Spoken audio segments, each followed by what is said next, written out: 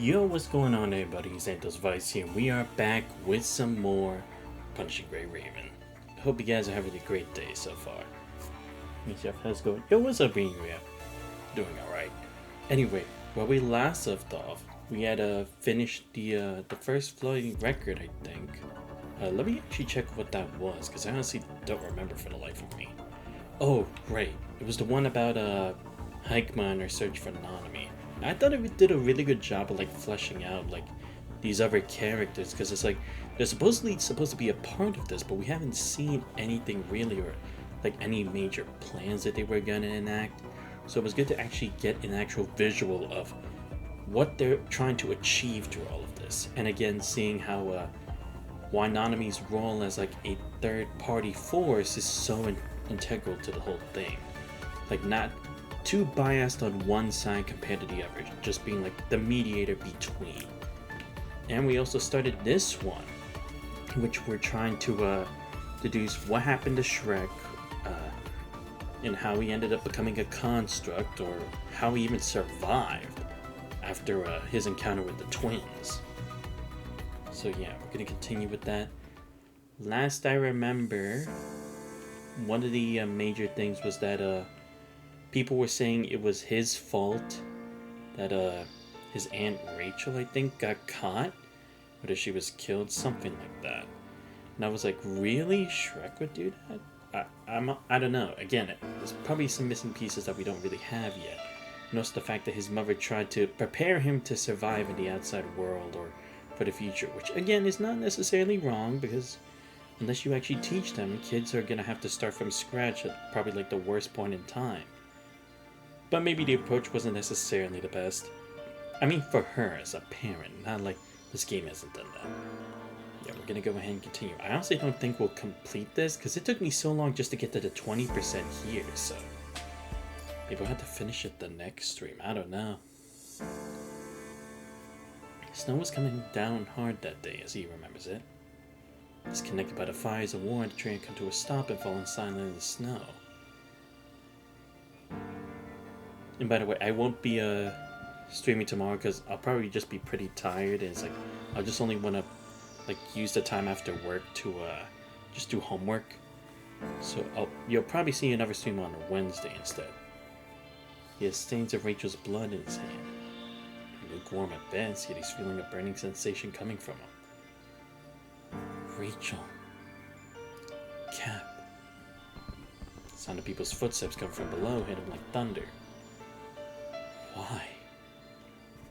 Like a ghost looming ever closer upon him, the clouds in the skies are growing thicker and darker by the second. He's killed his mentor. No amount of regret can undo what happened. The only thing he can feel now is the throbs coming from his heart that remind him of what he's done. One that he's held dearly and hated so much, not that the train once was and would have been, no longer be. Why did I do that? The world growing darker, shards of memories rain down like broken glasses. Why, Captain? When did it all happen? Tell me, please. Why? She was 12 then. Autumn had just come. Her icy cold face is a sharp contrast against the hot air around her. Don's mother is sitting in her workspace and staring at the people around her through an inscrutable mask. We got an order to look into the issue with the financial reports and resources. Who are you people? I'm one of Sir Aston's personal guards. This is my ID. The man's face can't be made out, calls up a document from his terminal. We'll have to do this forcibly if you refuse to cooperate. His mother falls silent looking at the document. Minutes later, she stands up from the old wooden chair. Fine. I'll go with you. Mom? Hey, down there? Oh, what's up, man? What happened? Little does he know that this is an empty promise. When the boy still hasn't seen his mother back home the next day, he starts going around asking people where she went. Your mom? She got busting down her little tricks of financial reports or pocketing resources? What's so funny about that? Get this. Because she had it coming. Dude, stop. kid knows nothing. Well, he brought it upon himself. I always found her fishy. It's not like I have evidence or anything, but given the nature of the position, I'm sure as hell she was up to something. Oh, and lest we forget, she's his wife, right? No one. Ed? Where is she? Boy, ain't nothing I can say now. People are all saying they found evidence against her. They just don't know who she's been working for. I put my money on Ashlar. Julie was one to begin with. She even married one of them aristocrats. It's like her husband died before they even got to join themselves, though. The lower level being the way it is now, it only makes sense that she'd do anything to join their ranks again. Ed, do you know where she is? Can I go to see her? Ed's instructions, no one wanders around before it finally arrives at the middle section of Aslan. People called the section the cargo car before it got piles of items sitting around. It's where no one sees his mother sitting in a small storage space that faintly lit, surrounded by some guards. Mom? What happened? Is everything they said about what you've done true? Do you trust me? I do, of course. That's all I'm asking. What does that mean? Mom, why? Why do you never tell me anything? Mr. and unable to stand the wall of silence that stands in between them, no one fires his question at a scrutable mask. Those people were all laughing when they found out you've been arrested, Mom. And that's how they always been. They'd say all sorts of mean things about you whenever they saw me. You know what they said? Opens his mouth, however, none of what he's heard come out of it. I mean, just squeeze out toned-down versions of what they said. You always say that we should trust and try to help out one another, Mom, but look at them. What exactly have you done? Why are they being like this to you? Don't cry, Noah. But I'm not. Right. You need to hold your tears. Tears are useless. They help no one. Why are you here? Is everything they said about you true? Yeah. Did you really do those things? Yeah. Why? It's all for a better tomorrow. I don't understand. It's fine, because you will in time. It's true that I've crossed the line, but if what I did brings about a better tomorrow for the people, I'd gladly do it again and pay the price. My only concern would be you. Nolan, do you still trust me? I want to. Great. That's enough. Because I care more about you than I do anyone else. Do you really care about me? Of course. Why did you do all that then? Why do you never eat around me? Why do you never take off your mask? You always criticize my hobbies when you don't even understand the books I read. When they called you a monster or a witch, I had no idea how to hit them with a comeback, because I don't even know what you look like. Do you really care about me? Or am I just a burden to you? Have you always felt that way? Yeah. Why did you never tell me? I did, but you never listened. When are you coming back? I'm sorry. It's the first time no one hears his mother apologize. For a second he thought he heard it wrong. Why are you apologizing? It was only too well that his mother isn't going to give in. Just because, Noah.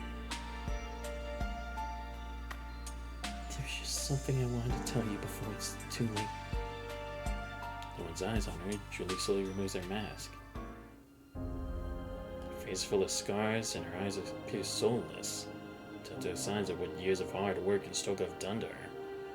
All the more bizarre are her hands. Sharp blue-purple, sharp contrast against her overly white nails. Do you still recognize me? Mom? This is an answer to her question, because he does recognize his mother. There's no way he wouldn't recognize this face that's so indefinitely similar to his. Are you scared? No, I'm not. I just want to know what happened. I don't have time to tell you that, but I just hope that you live on knowing the facts and knowing what I truly think of you. These scars and the situation I'm caught up in are what I got for the mistakes I made, and the way I've always been treating you is one of them. I always treat people nicely on my own way, thinking that they'll eventually come to see things my way. That's why I put on this mask and left you at home by yourself. Because I didn't want those people out there to hurt you. But I guess what I did only ended up hurting you. Every time I rip your paintings apart and see you get into fights with them, I just can't stop picturing what life would have been like for you if you were born to a family that fared better. I'm sure you'd have been able to grow up a normal kid, not having to worry about your next meal, and you'd have been able to draw anything you liked.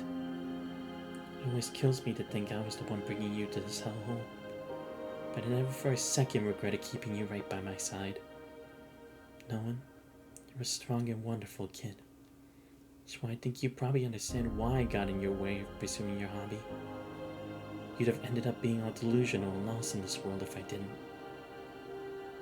I mean, I guess I could have been nicer about it, but it was never easy trying to convince you. You're like mother, like son, I suppose. It was a brimming with regret. So they're trying to say that standing by what you believe in is a personal shortcoming she was never able to overcome. I know exactly what those people have been saying about it, but I always tell myself to just look the other way. And I thought you'd be able to do the same. But how could I? Well, I guess that's just something you have to learn how to do from now on.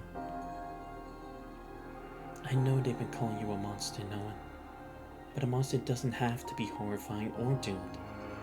You might be able to get rid of that label, but you might not be able to, but still. I hope you grow up to be just like Shrek and live happily ever after. You read those books? I was crazy about them as a kid. Guess I should have told you sooner. Better late than never. Except it's too late now.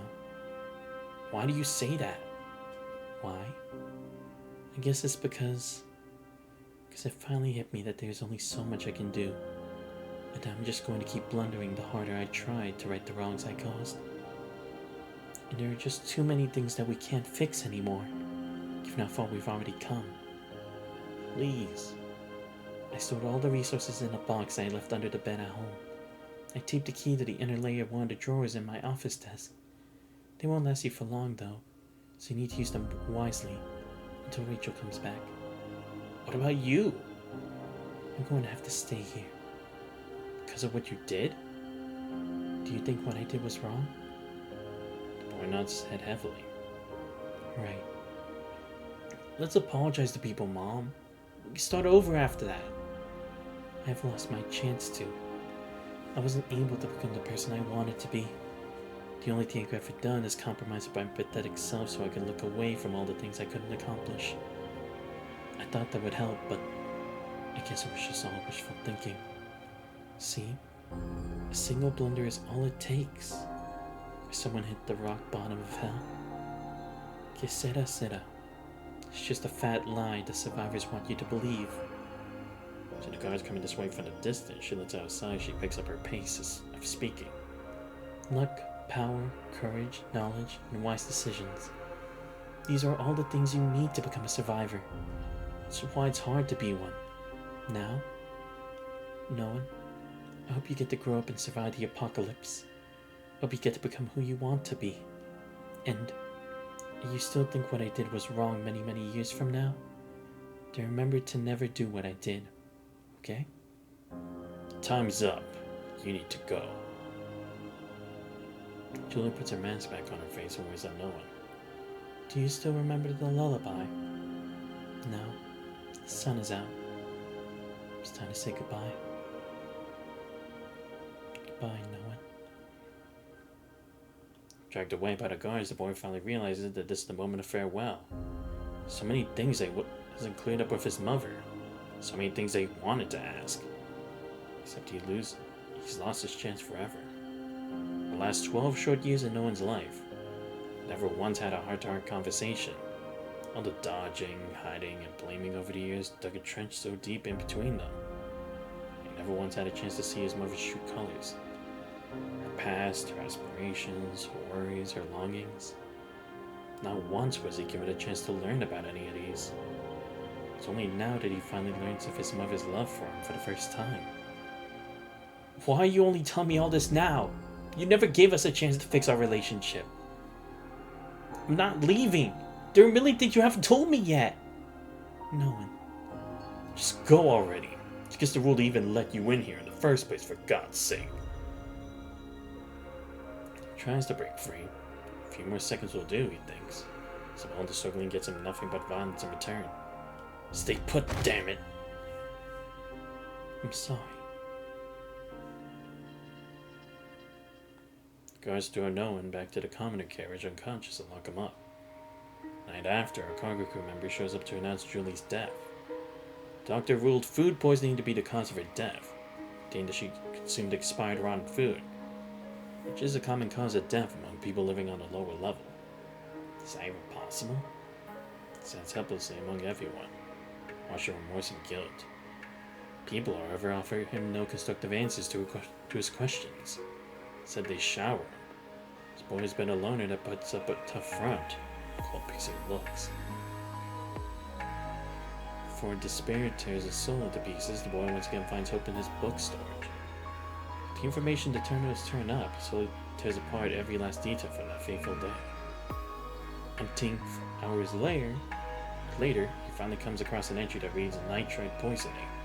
Symptom of it is cyanosis. Find the boy of his mother's purplish fingers before she died. Is this what killed her? Can't be sure.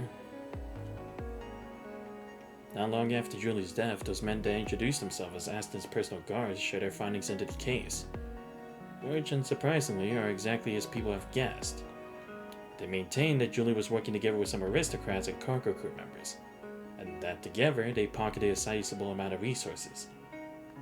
And that's as far as they went looking into the case, because Julie died during her trial, which made it impossible for them to find out where the pocketed resources are. Furthermore, the cargo crew members that worked hard with her all went poof, missing every last hint that might help. All these people pay steep prices, except for the aristocrats that worked with her. The mastermind's name is becoming an open secret, which, however, doesn't seem to change a thing on the train. Then a month goes by. Oh, let me see what your thing is, Riri. Next each party is learned that lava.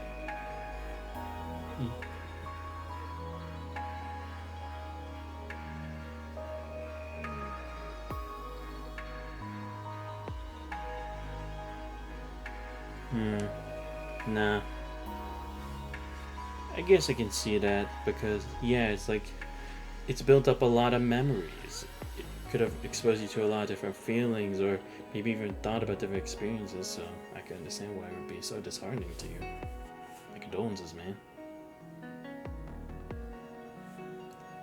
The boy did try to be as economical as he could for the little food he had, still found himself reaching the end of it just 15 days after his mother left. Having no other choice, he decides to leave his wooden bed of a home to seek help. He comes across quite a few people who, in addition to hating his mother's guts for having worked with those people from the upper level, also despise him for the mere fact that he's their son. Fortunately, however, he also comes across people who are willing to stand with him, having been helped in their hour of need by his mother. She might have been in the wrong, but I still have her to thank, or else I wouldn't be here today. Here, take this. It's not a whole lot, but that's about as much as I have. I'm trying to get through the day first. Noah, my mom wanted to give you this to you for keeping me safe the other day. All the food is scrapped together, Noah manages to keep his head above water until Rachel comes back to the train for an emergency mission.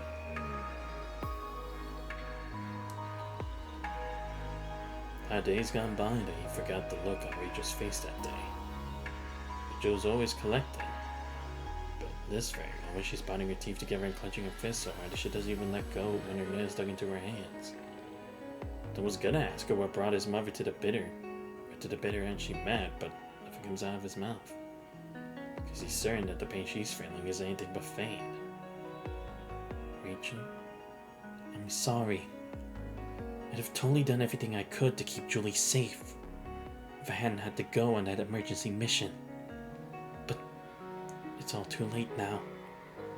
Looks down at her face, full of horrendous nail marks. You'll be my apprentice starting today. I'll train you and teach you how to protect yourself.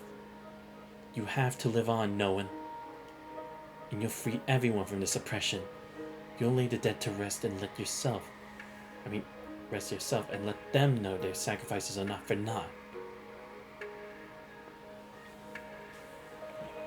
Part of me just says, nah, man, come on. Because, look, it may have been like that in the past, but at least it was still motivation to be who you are, man. Don't let that take it away. Because it still built you up to this point, who you are. Sure, the perspective may be different in the present, but that doesn't take away all the stuff that you had felt at that time. Or again, how you developed into an individual today. So don't let it be that serious, man. I may not be the best person to talk about this stuff, but still. You need to live on, Noan. Even if days like this go on for another hour, or another 4, 5 decades. Noan nods earnestly to her words, having not fully realized the weight they hold. Yeah, I'll stick by your side to free everyone from this oppression, Rachel. I'll be there to set their souls rest in peace at the end of it all. But things don't turn out quite as they expected. We'll be moving up to the roof and train there starting today. We don't have time to wait for your body to catch up anymore. You'll have to learn how to cope with fights using techniques. He hasn't slacked for a single moment. Still, his mother's words have dawned on him.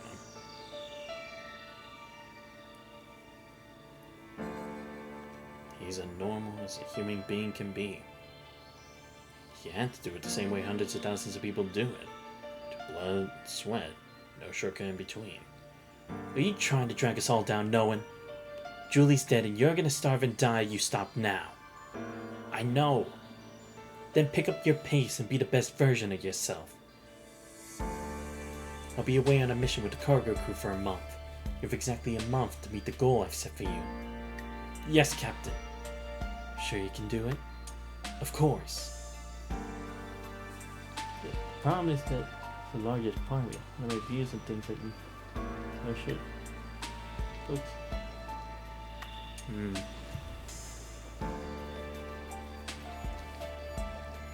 I would just say just take a break, at least for now. Try to attain some regular kind of hobby, at least to take your mind off things and to get yourself in a better state of mind to start again, man. Because, I at least had some times where it's like I could use like basketball or even just listen to music that was at least able to distract me from other stuff. So I would just say get away from just the media stuff specifically and just only trying to focus on other stuff for the time being. Again, it may not give you the exact answer right away, but at least alleviate it over time. That's all we can really ask for. The thunders of wind tear down the last bit of his fantasy, and breaks down, releasing all the wrenching pain he feels within. He hates his hands' guts for being so as weak as they are. He has no idea how to make them stronger. How do you daily work? Okay. Well, again, it's like you'll be able to make more time to do other stuff. Just attempt something. Or actually, this is probably a better conversation to do over chat, so let me actually do that. I don't want to drag people down. He knows that the boy has exhausted himself from crying. With his eyes trying to preserve what little energy he still has.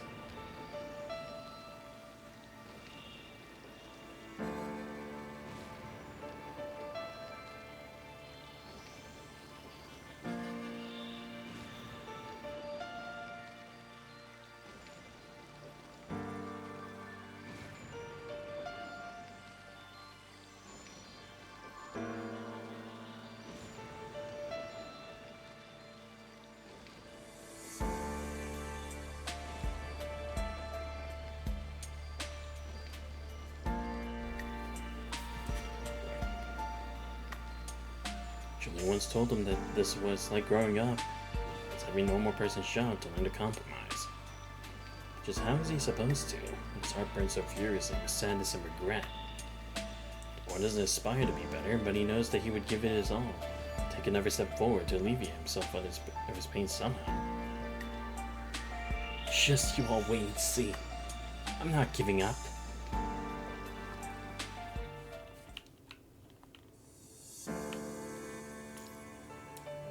Choice of the Death Fire.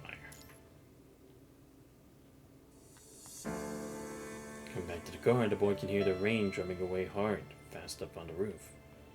People's words cutting at his soul as the crowd he drifts, exuding a gloomy air soaked with rainwater. I don't understand why Rachel's putting him through all this. You could have just asked him to work in his mother's place to make up for whatever she pocketed. Why would Rachel do that after everything this kid's mother has done, though? I bet she's only helping him because she was friends with the kid's mom. Just stay away from him if you want to stay sane. Kid's a lost cause now. He's got his mom to thank for always leaving him at home alone. It's even to Rachel, I say. The boy keeps his head down as he hurries through the crowd. Right. All happened on that fateful day. We see something shivering miserably in a corner on the lower level. Looks about no one's age. His old scars over both his legs and wounds on his body. Up to a ball with books in his arms. Seems like a candle on the verge of dying out. The guards throwing kicks and punches at the young boy, however, don't seem to care one bit. He seems surrounded by people. People who do no better to help them frown on what they're seeing. Long before that he ends up fatally injured or dead. It's just never smart to get tough with the guards. Especially now. All those who made their way up to the upper level and joined the guards' ranks through the back door using blessing boxes. This disorder has brought about frustration and anger, paving the way for all the armed conflicts happening on a daily basis now. Boy was about to ignore the scene and walk away when he sees those hands, shivering and having grown pale from the cold. Aslam is a frozen abyss, and we're all just dying fires trapped in it. There's nothing we can do here except getting killed slowly by the cold. But just how are these fires supposed to melt the ice in this frozen abyss when the cold kills us all? That's right. The ACA has always been a place where hierarchy and power speak louder than words. The law no longer effective, people no longer have to worry about having to pay for violence and misdeeds. One described Julie as being just or gentle. If you saw days like this coming when they rejoiced over a death, the cold is going to kill us all. He stops in his tracks as he mumbles these words. He knows exactly what's going to happen if he does what he's about to do next. For he knows that he's already walking back the way he's come with his weapon in hand.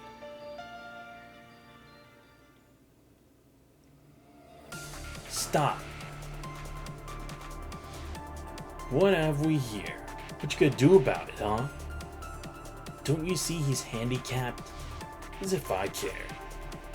Kurt shoots a dirty look at the crud outside. You think this is how you get to talk to upper level guard just because Rachel's got all your cargo crews back, huh? Say then, again, the guard runs his eye over the crowd. They seem ready to punish two kids at once with so many eyes on them. Captain Rachel has nothing to do with this. She isn't even here right now. And I suppose you know that means no one's going to come to your rescue yet. I was about to grab by the collar when the weapon in no one's hand spits fire out of it. Sending a bullet that hits the guard's protective mask. Apologies. See, I'm not good with guns. I didn't really mean to hit you. You fucking little shit. Want me to give you another go? That was me holding back just now for your information. But you want to see how I roll when I don't hold back? You out of your mind. You just freaking fired an upper level guard. So you find it normal to hurt a handicapped person? Well, I'm out of my mind trying to stop you from doing that. Well, screw that. So, You ready for more? I knows full well that this isn't gonna end well, so he's glad to have stood up. Fucking bastard! The guard spits out these words and lifts his weapon to slash down this soul he can't care any less about. Stop! Someone stops the weapon in his tracks. Turning back, the guard sees a brawny cargo crew member. Sticking your head into other people's business again. Haven't you all seen all those that died these days? Come on, you don't want to go around killing off all them little puppies. Gotta keep them little puppies alive so you get to eat them when they're big now. For a moment, I thought you didn't know who rules this place. What are you doing? Easy, buddy. I know a situation. It's aren't exactly identical, but you and I both work for the same master, right? To our master, the only difference between you and I is that they pay you a little more than they pay us. But to them, we're all replaceable. Now? I see you're all alone. I saw you having a fight with some of your buddies back in the other car. They just ditch you? It's only with all the eyes upon him now that the guard finally realizes that he's all alone. A upper-level guard is capable of putting rebels through excruciating suffering. It's only something that can happen when he can make it out of this place in one piece. Given the way things look now, however, it's likely that's never going to happen. It's exactly as what Shauna said. The only thing that matters to their master is whether they can carry out their task. Souls lost, lives sacrificed, all the futures nipped in the bud mean absolutely nothing to them. Their master might punish these people for what happened today, in whichever way they find most pleasing. The guard himself is the one that's going to take the sizzling heat that's about to come his way in the next few moments. Ganging up on me, huh? You all know who this kid's dad is. Who's part of the Ashlars.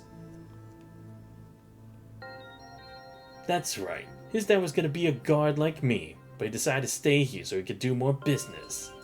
Got my drift yet? This kid's a double crosser, y'all are trying to help him. See, that didn't cross our minds at all. Apologies, sir. We'll load this kid off the train right away. Right, you'd better.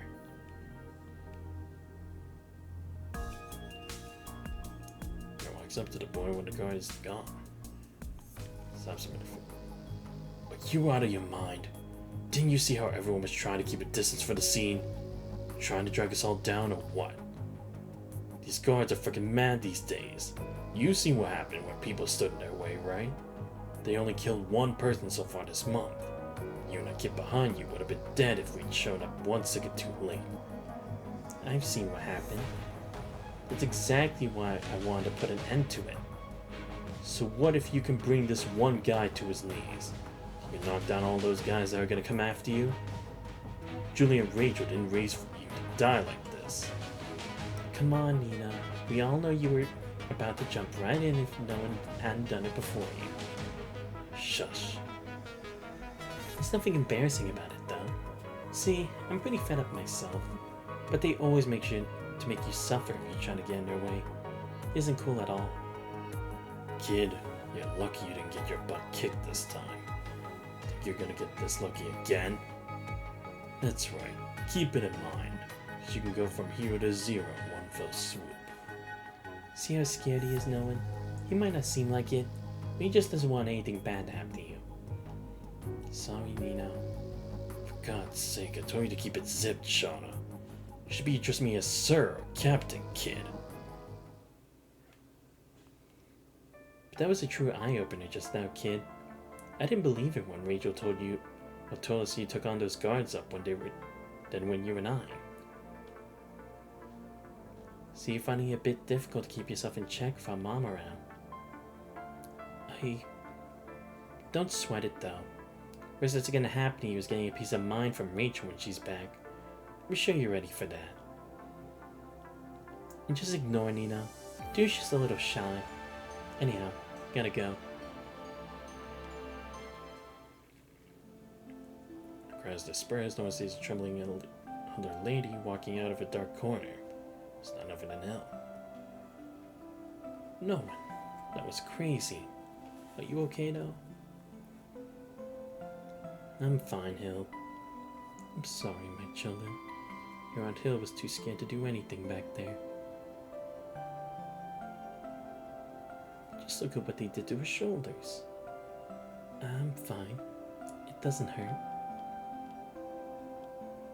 Thank you so much. Don't mention it. I'm Noah. It's your name. It's Field. Again, thank you so much, Noah. No worries. So, still walk? I can. Just not too well.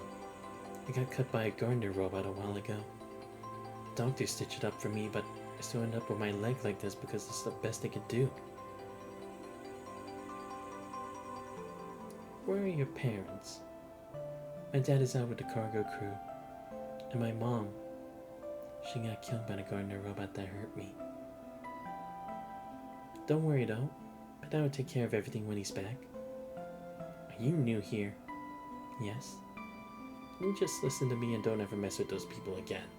They screwed us all over and we're all fed up with them. They know you're connected to the people that just help you, but you never know when they'll try to get back at you. Right. Thank you. Where's your spot?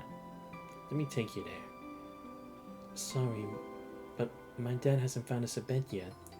I usually just sit right here. I would have asked you to come over if I had any extra space. You share a stool together now? If you don't mind. It's fine, Hill. I'll show him around. So, where are we going? Secret base? Secret base? Yeah.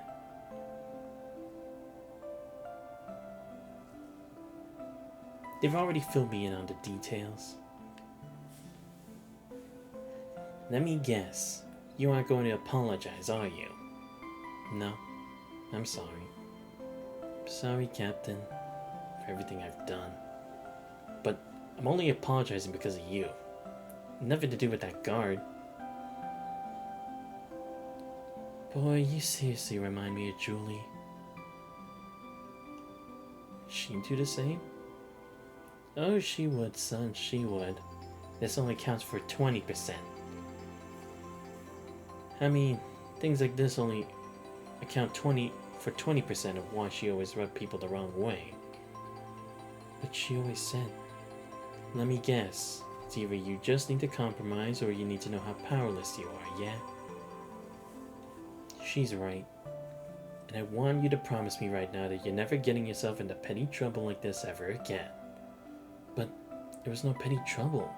Vito was in no condition to get beaten up like that. He really could have died if I hadn't butted in. Did you even think about the consequences? Do you really think those guards are just going to swallow that? No, they aren't. Just gonna make sure everyone suffers. I'm sorry. I'm not going to punish you or hold you responsible this time, though. Because the guy's a fake. What? The tree's so big, messy pod with all the people we have on board. People just don't have the time to get to know one another. Holds true for the guards, too. It's the first time they find a fake amongst themselves. You can't really see their faces once they have the protective suit on. Just watch some wannabes try to get their hands on the suit. They just want the perks that come with it. That's unheard of. Don't worry. I'll bring this to the aristocrats' attention and ask them to look into it. Are you connected to the aristocrats? Like it or not, the cargo crew has to keep them updated on our missions. There's nothing you need to worry about, though. But get this. It won't happen again. You'll be as good as dead if you play with fire again and run into a real guard next time. Well, the fake that tried to give me a hard time wouldn't have picked on me if he were a real guard, though. Are you trying to say that you weren't just playing with fire? And that what you did was a calculated move? Exactly what I'm saying, Captain. I wasn't playing with fire. I'm not the same Hunter kid that I was before. Wait, what? So, you're saying that you thought it all through? That you're gonna butt in again if you come across scenes like that? Noah, let's just get real. Know who you are and learn to compromise. It's all meant to keep yourself safe, as Julie said. But people are just gonna die like my mom if I compromise, no? Even if she really did a lot of horrible things. Should have punished her with the law that the Royal Guards talk about. But no, just poison killed her. We didn't even know who did that. Who are we to say those spares when we can get away with killing people and hurting people like Field? That's where it hits her. What he did was not a temper-driven move. They knew exactly what he was doing, as he said. I'm sorry, but I guess I should have made myself more clear. I do want you to compromise, but I never asked you to give up altogether. We're no heroes. That's why we need to find a smarter way to cope with these things. I know you're angry, son, but we need to wait for the right moment to strike. Just give us some more time, Noah. I can assure you that I don't hate those bastards any less than you do.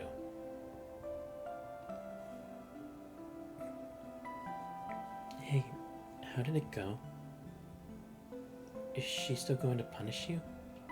No, the guy was a fake. What? Doesn't that happen in the world out there too? Well, it's never happened in the reservation area I was at least. I heard they only take in qualified skilled workers. Screening's super hard too. Yes, those are true. I mean, because the reservation area only has so much space. 3 years ago, someone hurt his fellow applicants because he wanted to pass the screening very badly. Some of the conscripts guarding our reservation area caught him. He had sores all over his body from punishing. It was so bad that he probably wouldn't last longer than a few days. So none of us wanted to take him in because of what he'd done. One of the conscripts gave him a serum because he couldn't stand seeing him on the verge of dying. But then, he gave the serum back to us the day after and died. Why though? Because a single serum wouldn't change his fate.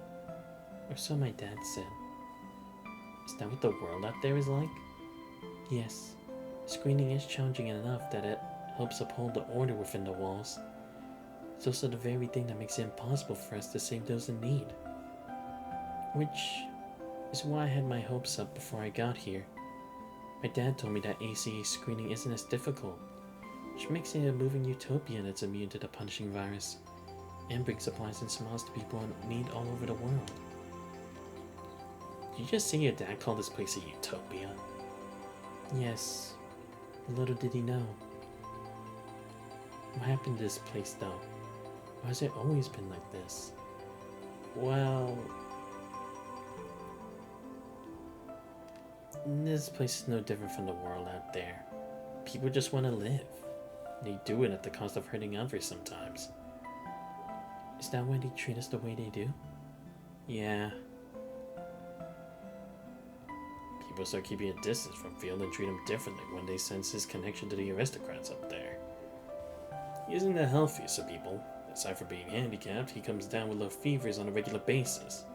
To keep Field safe, no one asks him to stay in the bookstore just as much as possible.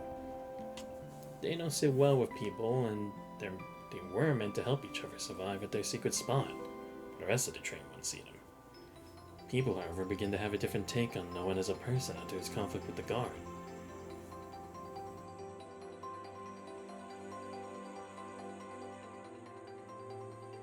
It was a day just like any other. A certain woman gallops up toward the boy sitting in his usual dark corner. Hey, what you up to, champ? Care to join us over there for some goodies? Huh? Not giving him a chance to respond either way, she drags the boy straight into the dining space of the common carriage. Here we were, just guessing if the kid would turn you down. You got dragged here. By yours truly, of course. What can I do for y'all? You're part of the cargo crew, Noah. Our next delivery mission is coming up soon. Makes no sense for you to hang out in that corner on your own. But you don't what? I see. You don't dislike hanging out with us, right? It's what happened with your mom still bother you so much that you rather hang out with some geezers than with us? No, it doesn't. But I'm sure it still bothers all of you. For God's sake, son, we ain't stones. People might not have been happy with what Julie had done, but you see, people can change. Especially after seeing how you set up for that boy and how Rachel stands with you. But none of you guys ever helped us except for Rachel. See, I told you this kid's as dense as a brick. How do you know we never helped, though? You've only been living for so long. We forget about Julie's space in your neighborhood for a second, you practically know nothing about this world. Julie was the one that never let him out. She thought the world out here is much too dangerous and might kill him. Too late now. He can go back there all he wants. That won't stop them from coming after him. You're the only one that gets to decide what you want to do, son. Sounds like a piece of advice you need yourself. He knows right, though.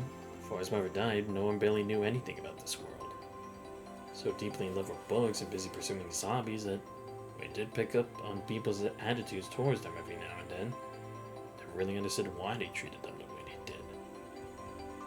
Now with the sale of blessing boxes getting progressively worse, no one knows that he can't solve anything if he keeps shunning people.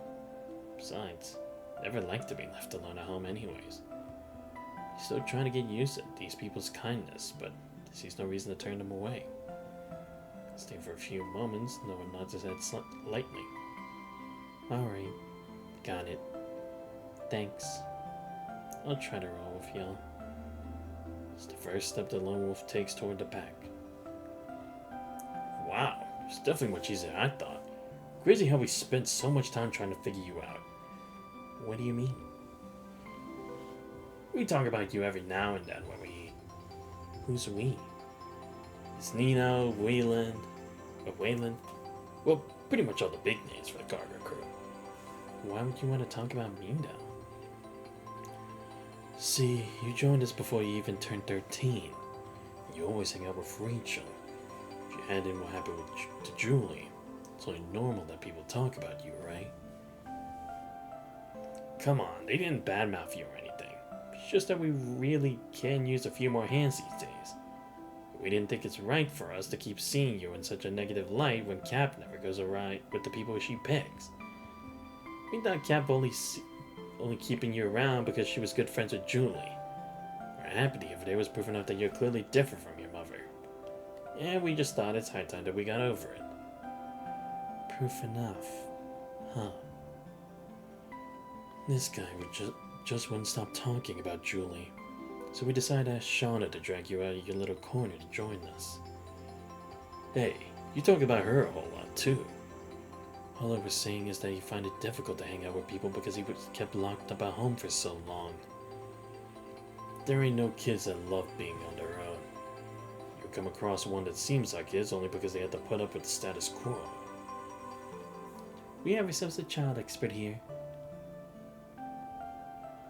What's up? You alright? No, I just don't really know what I need to do. Not much, really. You just need to help when people ask you to. Let us know when you need help yourself. Enough to be embarrassed about. Because help each other out is how people gradually become friends. That's easy. Of course, there is more to that than meets the eye, though. See, there are all these unsaid rules that you need to play by. They can really drive you nuts. But before you get there, just be who you are when you hang out with us. I know this ain't your forte. Rest assured that I'll be there when you need help. We need to stick together the same way we did when you helped Field out. Because together we're strong. Right. Thank you all. Dude, this story's gonna go on for fucking ever. Am I ever gonna reach the point? The beggar and the giver.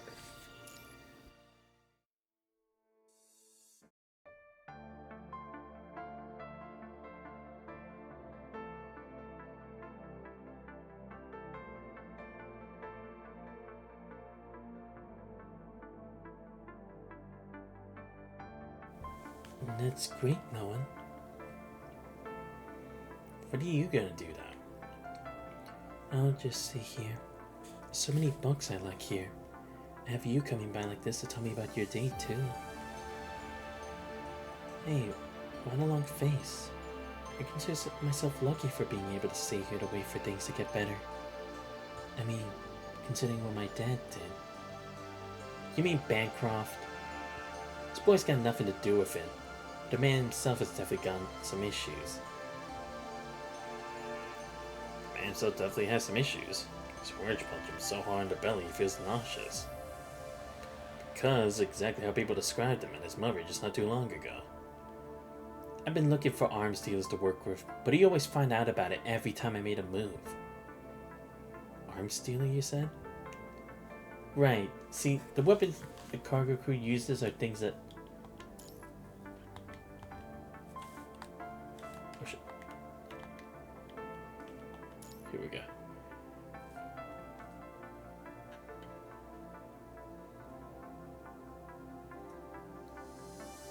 Oh, it just skipped it. Okay, wait. It's a real pain in the butt finding the corrupt and bandits we come across on our missions with those weapons. Trying to imagine how we'd fare find the guys up there with them. They're just gonna keep coming back down here to screw with us. Or screw us over if we don't have what it takes to stop them. Is that our only way out though? Yeah, it is. The royal family's nothing but an empty shell now as it is. The aristocrats that are still around have all sided with Ashlar. Trying to work things out peacefully with them is a waste of time because they don't give a damn about people's lives. Given how dire the situation is out there, can't really ask any external forces to come and help us deal with ACA. In other words, we're on our own. And we need arms to fend for ourselves. Now, need to hurry up because things are only going to work to our disadvantage if we let them drag on. About Bancroft though? Right. The kid you say before is his son, right? Yeah? Never mind. I'm not gonna ask you to stop hanging out with him, but I'm going to keep your mouth shut, or your mouth zipped about what I tell you. I'll be away again for some time, and why don't you continue with your training while I'm away? Yes, Captain. Seeing we're about to step out, no one's only remembers a question I want to ask. What do we need to do to get our hands on those weapons? People are barely able to keep their heads above water now with the punishing virus wreaking havoc. How exactly are we supposed to get these weapons we need to fight the guards from above? Some of the factories and second-hand markets in the hidden alleys around the reservation areas might have such weapons. How in the world does Rachel have the resources in exchange for all the weapons he need? So besides his friends, no one tries to get the bottom of the riddle. How, you asked? I get extra pay here. Extra pay? It's true that I crossed the line, but what I did brings a better tomorrow for the people. I'll gladly do it again and pay the price. Ah. So by being in charge of like the accounting books and all that stuff, should be able to kind of do that stuff. But then what tipped him off all this son though? Is this why? Are you helping her, Mom? Yes, I'm trying to help her. I don't always agree with the way she does things, but I have no right to question her either.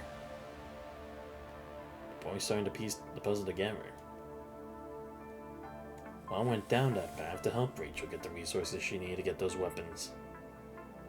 Isn't there another way out? Why did they have to poison her if this is the truth?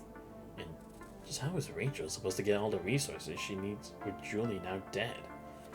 Right, because that would have gotten them a steady supply, but that would have also meant they wouldn't have any other means anymore. Unless they're like doing an extra secret job where they have their own sponsor or something, but it's like, could they really keep it hidden from that many people for so long? And true, it's like, what's the point of poisoning her if that's all it did? There's no reason. They just executed her, sure, but it's like, what was more important was just that she didn't get the truth out. Why would that have been bad though? 2 months later, Bancroft, its father, is finally back home from his mission. The Emperor fielded no one. I gave Barbara as a chef and the logistics crew some resources, hoping she'd look after Field when I wasn't around. Man. Barbara the chef? Yeah, the one that's super close to Azrat. They seem together all the time, and I'm just that they're getting married soon. Seems like I was totally wrong about her. And thank you for saving my son. Of course. Totally forgot to introduce myself. I'm Bancroft. We worked at the pharmaceutical factory around the reservation area before. Till Corrupta assaulted the place and killed my wife. I've already told him all that, Dad. You did? Seems like you found yourself a good buddy, son. Right. Sir, is it true that you know Ashlar from the upper level? Well, I do know that those that work for Ashlar, but our relationship is mostly business-oriented. When we left our reservation area, we brought him some semi-finished products from the dilapidated factory. Probably a good idea to tell people that sooner than later. People down here don't exactly like those guys, so... Right. Of course. Thank you. Sir? Oh, hey. Sure. I'll keep that in mind. Please don't even lend them a hand. Right. And that seems a little flustered. By the way, can I ask you to take care of Field for just a few more days while I'm on another delivery mission with Team 41? I'll come here to pick him up as soon as we find ourselves a permanent spot. No problem at all, sir. We're good friends. Yep. Everything's going well with your missions these days, Dad? Bancroft frowns again when Field brings up the subject. What's wrong? Nothing. You've never been good at lying, Dad. I probably can't help you physically, but I still give you ideas. Kids have helped solve some of history's most difficult puzzles. Remember, you were the one that told me this. You're right. Well, things don't look good these days. The cargo box we use for delivery is getting old. It's got a piece of it blown off when we got attacked the other night. We realized we lost a bunch of goods when we were done cleaning up the corrupted and checked on the cargo box. It's not the first time the cargo crew let things go missing.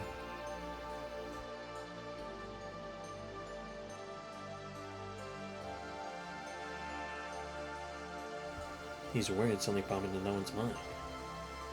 I'm guessing it was some scavenger on the verge of dying that did that. There are no evidence to say so definitely. Did you check the camcorder?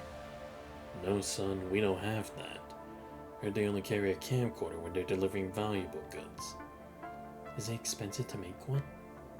I had the same thought, actually. But people's theories is that we just won't bother trying to catch the perps anyways, even when we have them on the camcorder. Because they're mostly just homeless scavengers. The security rules here are a little different from the pharmaceutical factories. Save most of the time there with the constructs going through shifts going to place.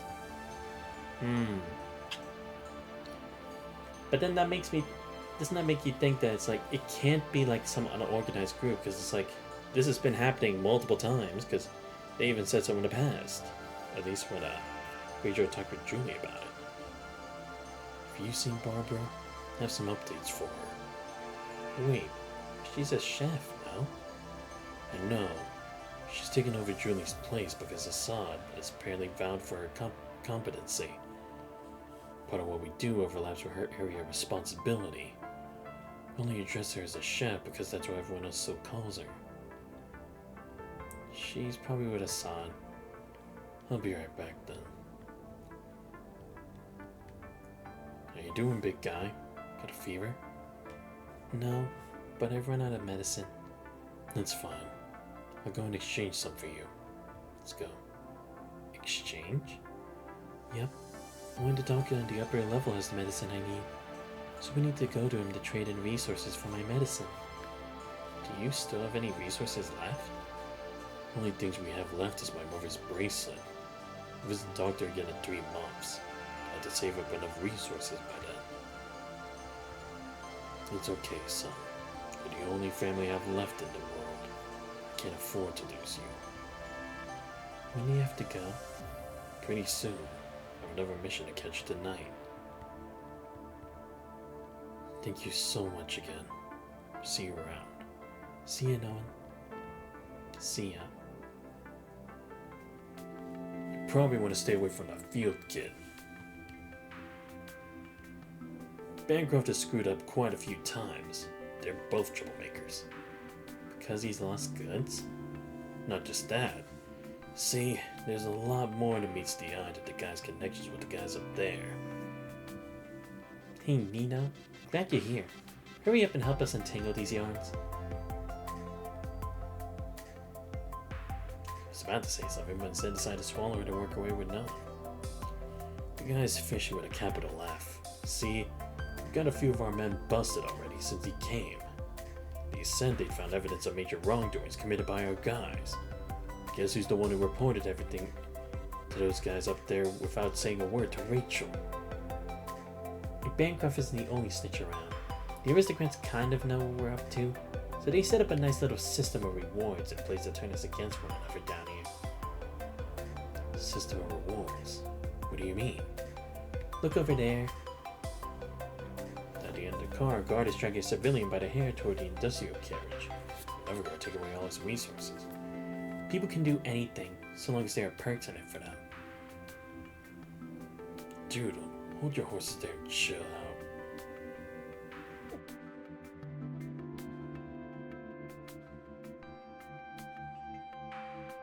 Scenes like this are commonplace now. No one can ever pretend they don't bother him. Cap told me not to get involved. Glad you kept your cool. The guy probably lost goods or messed up in the industrial carriage. Funny they never bust until now, though. The bumblebees pretty much get paid for slacking off every day. Better hope the odds are ever in your favor, buddy. What? Not damn clean. Says the guy who got both his hands dirty while in the mud. Everything we're doing is breaking the rules. Don't even get me started on the shady things that a bunch of us is doing to keep our heads above water. Even if we ignore all that for discussion's sake, the guards pay the snitch a cut of the resources they confiscate. So even you're damn clean as you say, people can still drag you through the mire when they get hungry. See you have empty bowl there. Give us a hand here, will you? Come on, I came over with the bowl exactly because I didn't want to get dragged into this. What about these snitches after, though? Probably the perks they get to have right away. I give a damn about some long-haul revolution when there are perks you get to enjoy right away, right? There are tons of scum like Bancroft out there willing to do just about anything to save their own butts. Can't believe he's the kid's dad. I've seen the boy. Cute kid, but he's smart too. He's almost as well behaved as Four Eyes. Shut up. But we still need to give no one some credit here. He's doing so much better now than when he showed up. People change, especially kids. Birds of a feather flock together, eh? I gather the kid has been flocking a whole lot with you then. Well, not a whole lot, but we do it together on a regular basis. Which isn't a bad thing, really. People are brought in your world, right? Word. Where were we just now? You were just saying how Bancroft can do anything. Right. There's a snitch to survive because he's so at his wit's end. But everyone's going down to Garrett. Things down here stay the same way. What exactly is the blame, though? The aristocrats, human nature, or this hellhole itself?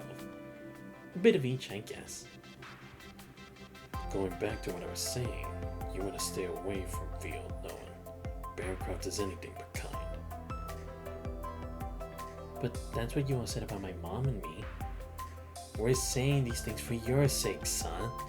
For my sake? People only opened their arms to Noah because he stood up for Field.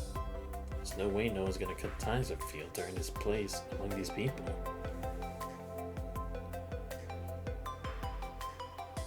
You're trying to distance yourself from Field when you were just saying how he's different from his dad. Why are you taking the kid's side, son? Because he's my friend, and I've been in his shoes. You can't stop doubting and hating someone that needs help. How are you gonna prove yourself innocent when the table turns somewhere down the road? Word, I'm blown away, kid. Seems like all the reading's doing wonders here. Come on, you're trying to take kid's side too. See, no one hangs around Rachel all the time now. You just never know what Bancroft is gonna do if no one gets screwed over somewhere down the road. Y'all still remember what happened to Julie, yeah? Wait, what? Look, son, just do as we say. You don't want what happened to your mom to happen to you. Do you know who killed her then? Huh? No one does have his own theory about his mother's death. He's never had any information to check against his theory. Never figured out the purpose motive. How in the world? Ah, silly me. Gotta get going.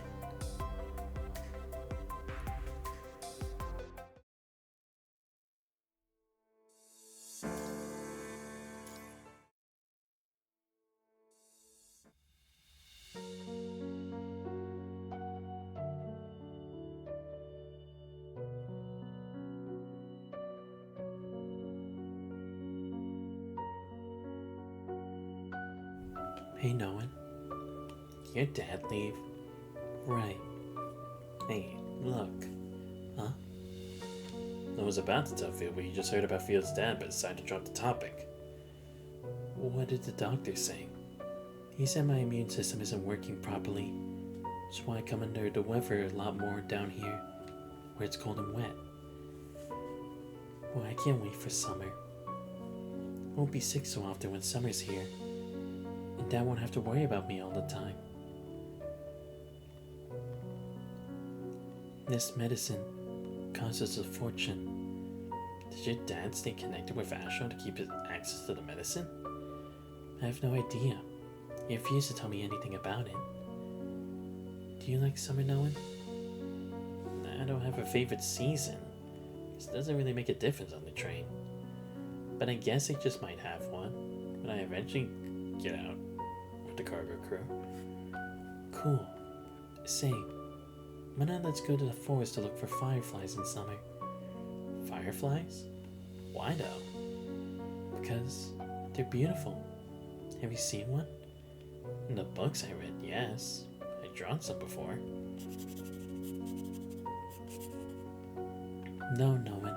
Fireflies don't actually look like this. A firefly has a pair of wings. The only part of it that glows is its tummy. You can try to look it up in the terminal, but I'm sure it wouldn't look as pretty in the pictures as you see in one in person. Are they still any around? Yes. My mom brought me to this place to see them before. We should do that too. Sounds great. I can go out there with the cargo crew after my training. The fireflies. I heard a lullaby before that has to do with them. A lullaby? Wait, do you mean this one? So with no one looking back at him with a bewildered look, Field hums out a part of what he believes is the lullaby no one's talking about. No, not this one. Yeah, that's the one. I see. But they both fall silent. Have you heard about how people think the grass turns into fireflies when it withers and decays? I think I read about that somewhere, but that's just a superstition from the past, no? Well, my mom would always describe us as grass, with our roots deep in the soil, but she never told me why she thought that. But I think I know why. We're as mundane as grass. See, that's what it says in the book. Wild grass strikes no deep roots. There's no beautiful flowers or leaves. Yet it imbibes dew, water in the blood, and flesh of the deaf, all trying to rob them of life. As long as it lives, it's trampled upon and mown down till it dies and decays. But that doesn't mean wild grass is worthless. You die because you lived, and you rot because you were. Dying weeds bear new lives. And while the skies might not be at their brightest now, the fire burning across the grass field will light up the skies all the same. It all makes sense then. What people say about grass turning into fireflies when it withers and decays. Because people can't stop missing something when it's gone, no matter how mundane it might be. People tend to form their own imagination association by reading books when they're so young. But it's entirely worth it. They can turn their imagination and association into torches to light up the path ahead of them. Why are you telling me all these all of a sudden now? Well, because I was just reading this book, and because goodbye keeps coming up in that lullaby you brought up. So I thought of my mom. Now she might have turned into a firefly and might just be waiting for me out there in the forest to say goodbye to me. Does it all sound like some fantasy I made up to make myself feel better? No, it doesn't. But see, I was just thinking that people do turn into fireflies when they die. That we never have to say goodbye to them, right? I'm just trapped in my memory in the night. And maybe I just need to bid farewell to myself. Why would you have to do that, though? I'm responsible for my mother's death. She'd always encouraged me to read, but we didn't have a whole lot of books back at home. The terminal at the pharmaceutical factory had a lot of electronic documents in it, so she'd take me there every so often at night when there wasn't anyone around. Things went terribly wrong that night. Since Mom died, there's been a day where I didn't regret it. Dad's been living on the edge ever since to give me my medicine. All while I've been living in the melancholy of the past and been anything but helpful. If I could just say goodbye to her in the forest where she died, would I be able to let it all go? However it takes to carry on. She made that choice to protect you. I'm sure she never wanted you to forget about her. I'm also sure she never wanted to see you crippled by regret. You're absolutely right, but I'm just too scared to face it. I can't do it. I just can't be like you, Noah.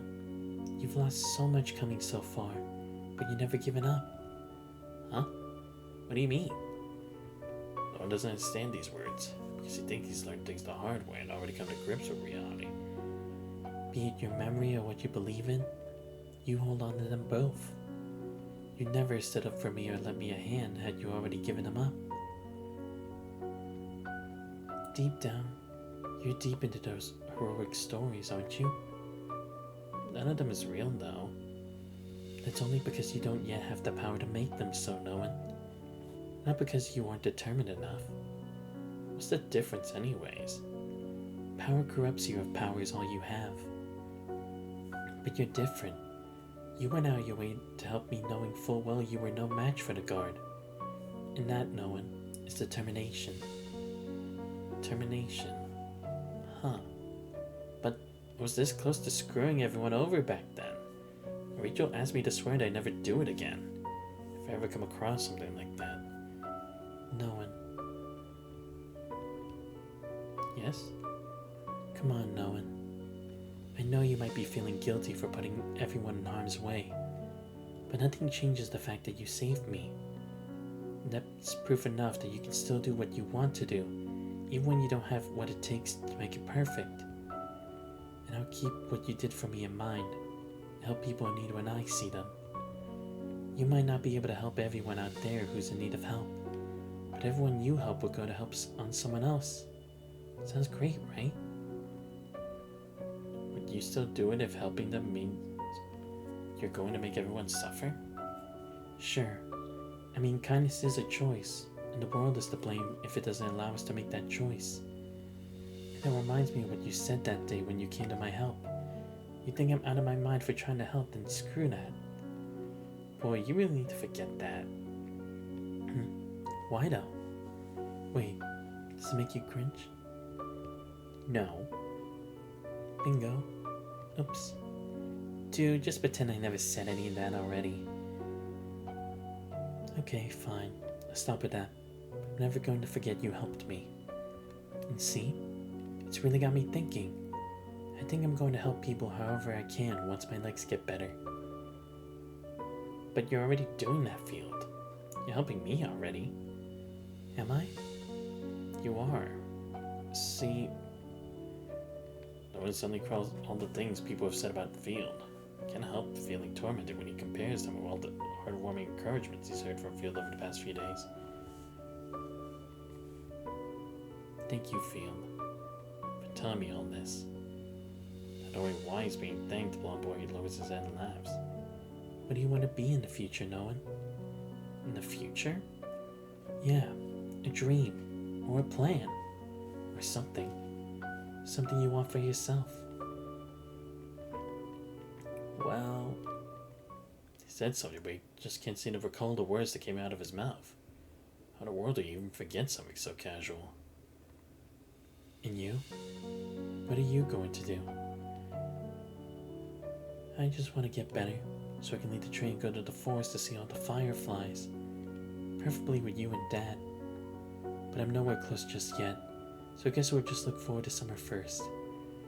You really love summer, don't you? With burning passion too, because it's only when summer's here that I don't get sick all the time. It's exactly cold in the car, but Field just can't help looking forward to summer. It's warm and all, but it's probably also when Field gets to relive in all his good memories without all the worries. How would you like a new name for good luck? Like what? Field Lucifer Summer Hephaestus. For the love of... How about Field Seraph von Jord und Frau des Feuers? That's just a mix of everything. Just call me Summer. Think that should give me enough good luck. Alright, Summer it is then. I can totes add to it though. Sure you're okay? Thanks, but no thanks.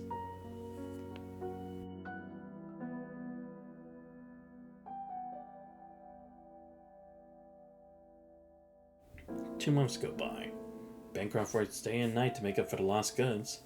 But there's no end to his team's blunders, no matter how hard he works. He manages to stay around with his connections to the aristocrats up there, but he's been finding it increasingly difficult to stay lately. His team messing things up again and again.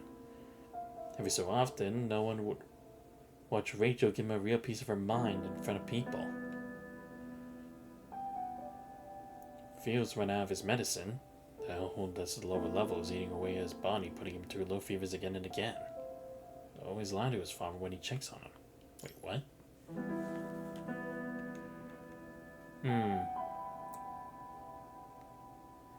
But it's like,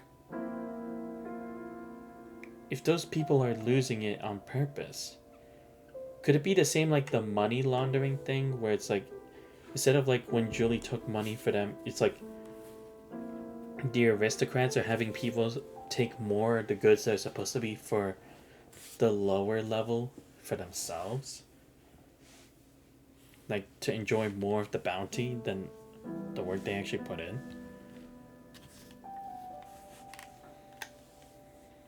No one trains, Field would stay in the book storage most of the time. He would even be reading or napping in a corner. Hey Summer, I'm back. Hey, you see my dad tonight? I'm supposed to be back for a few hours today. I did. Left after asking me a few questions about you. Did he find the lost goods? No, not yet. What did Captain say? Well, I personally busted some shitheads that tried to do the little things with the goods. And mind you, you're getting busted next and you pull another trick on me. Yeah, because he is like, but that's the other thing too. It's like, if Rachel is actually checking that up, like trying to make sure they at least have something, and it's not them stealing it, then the only thing would be is like they're placing the blame on him. So then it keeps the aristocrats' eyes away from the resistance. But again, I don't know.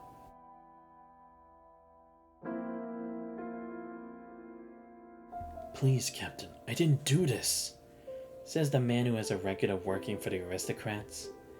My son was in a very bad condition. He was the only one I could ask for help from. You really gotta up your game, Bancroft. She pretty much said the same things she had before. What did people say though? Doesn't anyone have no idea who stole the goods? Well, Bancroft, you said. Man, that man's a real thief and he's done it all. I want to be there to see him die the day he gets torn to pieces by corrupted. Better stay away from his son, boy. Young boy will probably grill you up when he gets hungry. They don't seem like they want to help. Definitely give your dad a hand when I finish my training in 2 months. No, please don't, Nolan. I think I know what my dad is up to, but I can't stop him. He never passed the captain's screening. He can work just fine as a crew member, but things are a disaster when he tries to play leader. He needed help because I was injured. He only found this place after pulling some strings. And see, it wasn't resources that the aristocrats took from him in exchange. It was info. I'm sure Dad would never have gone down this if he still had the resources to trade with the aristocrats. But he wouldn't have had to go through any of this had I died back then. You didn't ask to be roughed up, though. I wouldn't have been the same without you, buddy. People change, especially kids. Pretty sure our boy's gonna grow a whole lot more well-rounded the longer he hangs out with us. Birds of a feather flock together, eh? Right. I really don't think I'd be the same person that I am today without you. And you forget about what you said about fireflies? No, I do still remember what I said about fireflies. But I think I'm starting to have a change of mind now, knowing what happened to all those people my dad snitched on. It's been 6 months since we boarded the train. And for 6 whole months, that's how Dad got my medicine, the resources he had to pay for the lost goods. I'm just afraid that they're gonna hurt someone close to you next. Or maybe you even.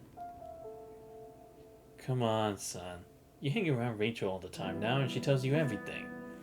You never know what Bancroft's gonna do when he gets crazy somewhere down the road. Look, just do as we say. You don't want what happened to your mom to happen to you.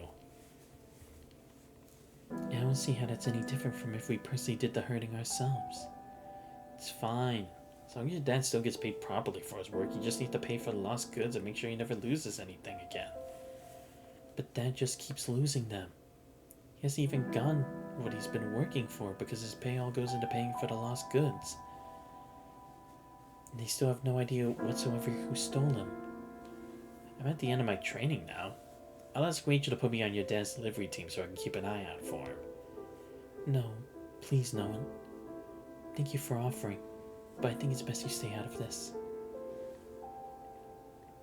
That was the last time no one ever saw Field. Field left nothing in the book storage, except for his half-finished Firefly toy in his notebook. The notebook comes with an instruction sheet on how to put together a Firefly toy. The rest of the notebook is full of Field's thoughts and sentences and lines that he copied off the books he read. The handwriting for the first half of the notebook is neat. That's when Field was still writing about the changing seasons of nature, since he was still in stable condition. The handwriting content for the second half, however, the exact opposite of what they are in the first. Stains of blood here and there on the pages. No one gets to the last two. He has to read the words 3 times to finally understand what they say. Friend, time's close. I'll turn to the darkness and wander into the nothingness. You still expect my Lord Geese. What can I offer you? Seasons is still darkness and void, and stop. But I'd like only darkness, or to vanish into your daytime. I'd only like a void that never seizes your heart.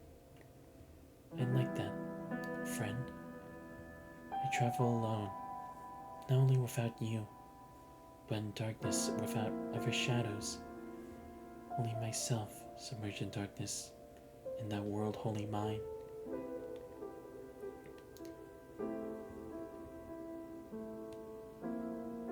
No one puts down the notebook and looks around. Can't seem to find Field anywhere. The otherwise usually crowded lower level car now only has a handful of souls. Able to see any further, feeling helpless, no one starts shouting out his friend's name. Like people are ready for bed. For crying out loud, kid, do you know what time it is? Sorry, but I'm just looking for my friend because he went missing. You what? Sure you didn't head out with the cargo crew? You're supposed to head down to City 74 tonight. He's about my age. There's no way he'd left with the cargo crew because he just isn't fit enough to do that. Not fit enough? Wait, are you talking about Bancroft's kid? Yes, that's him. Have you... Wouldn't say a thing even if I'd seen him. We're damn fed up with all Bancroft's little drama. Just can't wait to see him kicked off the train. Ditto. It ain't funny how shit happens to his team every single time. Dude just shouldn't be captain, period. None of his men listens to him and their goods go missing whenever they're on a mission. Just want the guy gone ASAP so we can have a good night's sleep. You really think that's gonna put an end to the situation? Excuse me? There will be a second and a third and more Bancrofts as long as the guards from the upper level keep their rules in place. We could choose to sit around and watch them die, but you never know who's gonna be next. He has it coming, but he was only trying to save someone. Leaking info and losing goods are what's considered wrong now according to the rules. But who's to say the rules are gonna stay this way forever? Remember that we're all heroes and we're all zeros rule they just put into place in the industrial carriage? The aristocrats would be more than happy to keep shipping someone off there that hampers the rest of the team, as long as people keep trying to single out the bad apple. So Captain Rachel always says. Are all the bad apples to blame for all our sufferings? No, they're not. Because as long as they can trade info for resources, people will jump at the opportunity any day of the week. See, we twisted the rules against ourselves when the rules are what's wrong in the first place. I'm not saying that I stand with these people, but the rules are what's wrong. I sympathize with all the innocent people that get dragged through the mud. Why are we turning our back on Field when he's done nothing wrong and wants to bring about changes? We hate the aristocrats' guts for treating us the way they do, but aren't we doing the exact same thing? Wow, shit, think you know everything. I like everything he said, though. Attaboy, son. Captain Shauna. Thought I'd drop by when I heard all the buzz coming from down here. Don't worry, though. Rachel ain't around. I won't tell her a thing. V went missing, Shauna. Sure you looked everywhere? I went through all the places he usually go to. This notebook is the only thing I found. Let's look for him together. Kid might still be around. But we can't let Bancroft stick around anymore. Your sick wife, Rock's kids, and Jason's mom. Those are just some of the people who are here that we should just kick off the train. Don't keep going if you want me to. Oh yeah, just FYI, I know what they're all up to. Y'all hate Bancroft's guts because he's been capitalizing what y'all do, right? Desperate times call for desperate measures. I totally get that. And y'all are damn right to say that he's got what's coming his way. But who are y'all to say you're any less guilty? What do you mean? Y'all let him handle the goods alone, knowing that he'd lose them. Need I say more? Right, true. She makes a fair point. Because they could have taken action, they could have been like, no, let me go with his crew this time, to make sure it doesn't happen. Or to at least catch him in the act. Nah, they can't be bothered. And boy, I would have told Rachel all this already had I heard about them earlier. Rachel doesn't know any of this? Like hell she would. She's been doing all these things to help make life better for us. While we're all busy here trying to help those scoundrels up there screw ourselves over. Seeing Bancroft screw up over and over again make life better for any of you? Do they come down here and strangle someone you hate every time Bancroft loses good and snitches? Now, just answer me this. Are you going to help look for Field or not? That silent ensues. Do something from the maintenance crew speaks up. I'll check the security cameras over at the storage. Send a few guys down to ventilation ducts. Those places ain't the easiest for kids to get back out once they're in. Thank you. And we need you to come with us, kid. Sure. And what's it gonna be for the rest of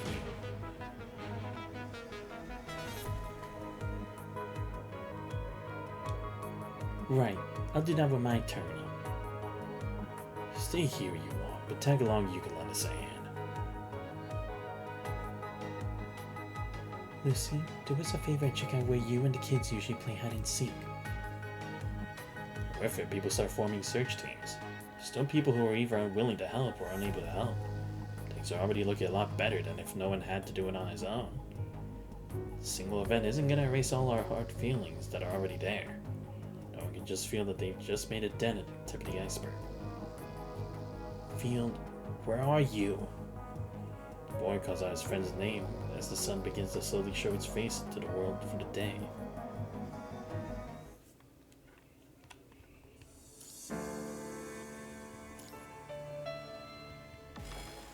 Finally, am I gonna be back to the damn present for a change? Search team has looked through every corner in the lower level car. Haven't found anything. It's until 2 in the morning the next day that no one comes across a thread that seems as though it came off Field's scarf around the entrance of the ventilation duct in storage 54 of carriage G. People get into the storage and check the security footage. They notice that there's a range of areas the security camera fails to capture. Because the camera is unable to turn properly with all the dust stuck to its rotating shaft. The range of areas is not big at all. Still leaves enough room for a child to pass through easily. Wow, nothing on that tape. That ain't fish at all, right? What was the kid doing here anyways? Bancroft's team just left for a mission. Kid might just left with them. Let me double check with Rachel. We've gone through everything already. How could someone just disappear like that? Should we just wait until the team comes back tomorrow then? Wait, Field what? He was still around when I left for training in the morning, but he was gone when I got back at 10 last night. Was he out on the mission with you guys? No, he wasn't. I kept my eye out for the goods the entire way because they cost an arm and a leg, but I didn't see him around. Is it possible he was hiding among the goods? We went through all the boxes already. When did you do that? We did it once before to minimize our stopover before we arrived at the station. Then the second time we were delivering the goods. Wait, could it be after the first check? No way. We've run another quick check halfway through the mission. A quick check, you said? Right, because a few of our transport vehicles toppled over when we ran into some corrupted on the way. I mean, we did spend time going around the place without the goods to divert their attention, but we didn't pick up on any abnormalities when we got back. Did you lose anything this time? Oh, like maybe when they got attacked, he ended up outside the box. No, we totally thought someone had their eye on this particular batch of goods because they were such gems. But we didn't really lose anything besides the few things that got damaged from the attack. Could he still be on the train? We went through everywhere in the lower level together. If he's still on the train, he's gotta be somewhere up there. Yeah, we went through everywhere, even with all the ventilation ducts in the roof. Did you just say you did it all together? Right. I mean, not everyone was able to help, but a lot of people did give us a hand. But this is all we found. I found it in one of the ventilation ducts, but I can't be sure this is something that came off his scarf. The texture and the smell of it. Yes, it's gotta be the scarf he wears that he got from my wife. 100% sure. Which ventilation duct did you find this in? The one in storage 54 in carriage G. G54? Why would he want to go there though? Well... So I see you're totally clueless. Assad? What do you mean? Please, we don't want to get kicked off the train. Ah, shit. That's not something Field would ever say. So we decided to tag along to see who's been stealing all the goods. And bam! When he came out of the box he was hiding in, he caught Daddy red-handed. But we didn't lose anything this time. My, you sure you didn't leave your boy in City 74 for him to do the stealing for you? Are you out of your mind? I didn't even have time to see him because of his stupid long route you said you were going to take. Yes, we did take the long route. But so what? You gonna snitch to one of the dickheads now to get your little boy his meds? Why would I do that? How do you know my goods were in G54 anyways? Oh, I see. You told him my goods were there. You should bring that question to your son, because you're not going to believe what I say either. But let's see. If he's not on the train, he's got to be in City 74 with all the goods then. Or are you just going to leave him there to die because he's such a burden? The countdown light on the frame is flashing, signaling that the train will be departing for City 74 in no time. I'm going to look for him. Wait, what? He has to be in the city. He's either at the base or where the corrupted attacked us. His protective suit makes a dash for the door. Wait, you haven't got your rewards yet. Since you didn't lose too many things this time, there's still food in a bottle of watered down homemade rum for you. And your monthly fine for the lost goods taken care of. It's cold out there. You bring some of them. Barbara, bring them to him. Thanks. When are you coming back, sir? I probably won't be back for a while. I'll be living out there with Field when I find him, since there's no way the train is going to keep staying here just for me. We'll hop back on when the train comes back here again. Can I go with you then? You can't. The I'm going to go alone because it's much too dangerous out there. But I still want to thank you and everyone else that helped look for Field. Because, see, I never thought anyone would ever give me a hand after what I did. Noah turns around, he sees Assad and Barbara, who are quickly taking over his mother's place. It's my baggage. Ever since then, Noah's been asking around to see if anyone's seen Bancroft or Field. So they both seem to have disappeared off the face of the earth, gradually fading away from people's conversations. Having a hard time letting go, Noah finishes the mechanical firefly Field left behind using the discarded mechanical parts he's gathered. I think this will do as a safekeep between us. Training, downpours, and jumping at every chance to look for Field, one grows used to these as time passes by. Lower level has been the same hellhole it's always been. No one knows that the fire in his heart will keep burning strong, so he still has a place among the people down here. A year after Julie's death, no one passes Rachel's test. He can now leave the train and join the cargo crew for missions. Now, days gone by that he stopped trying to bring about the collective dream and find his long-lost friend. Living among people and experiencing their warmth and complexity firsthand, the boy grows up to be a well-rounded young man who thinks twice before he acts. He sees fireflies flying in the forest for the first time. He's out on a delivery mission. Before him are countless glowing spots on the ground that pave themselves into a path that leads into the dark of the night. It's only then that it hits him that he's never forgotten a thing. Be it his hot temper or the heart-wrenching goodbyes he had to say. Though toned down over the years by the warmth he's felt from all those around him, they've been with him all along, now become an inseparable part of him. No one still dreams of the forest every now and then. When he does, he sees Field smiling among the fireflies. Same smile he hopes to see when he and his friend meet again. Where is he now? Is he living somewhere far away from ACA with Bancroft?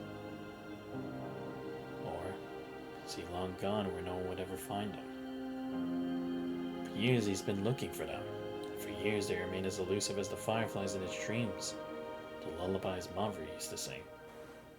And will the sun rise above the horizon when away the night fades? Summer! Jolting awake from what seemed to be an endless dream, no one notices that he's grabbing Litos' hand. As Litos tries to hook a mechanical device up to him that he's never seen before. Litos. Wait. What was I? We put you to sleep because your mind was a little unstable. And you just never woke up. Right. My name is No One. My mind went berserk and I went into a coma when I recall my name. And the reason I threw it away. Do you mind letting go? Sorry. Were you going to hook this up to me just now? This device is meant to treat mind. The cord fell off when they bumped into it in the middle of a fight.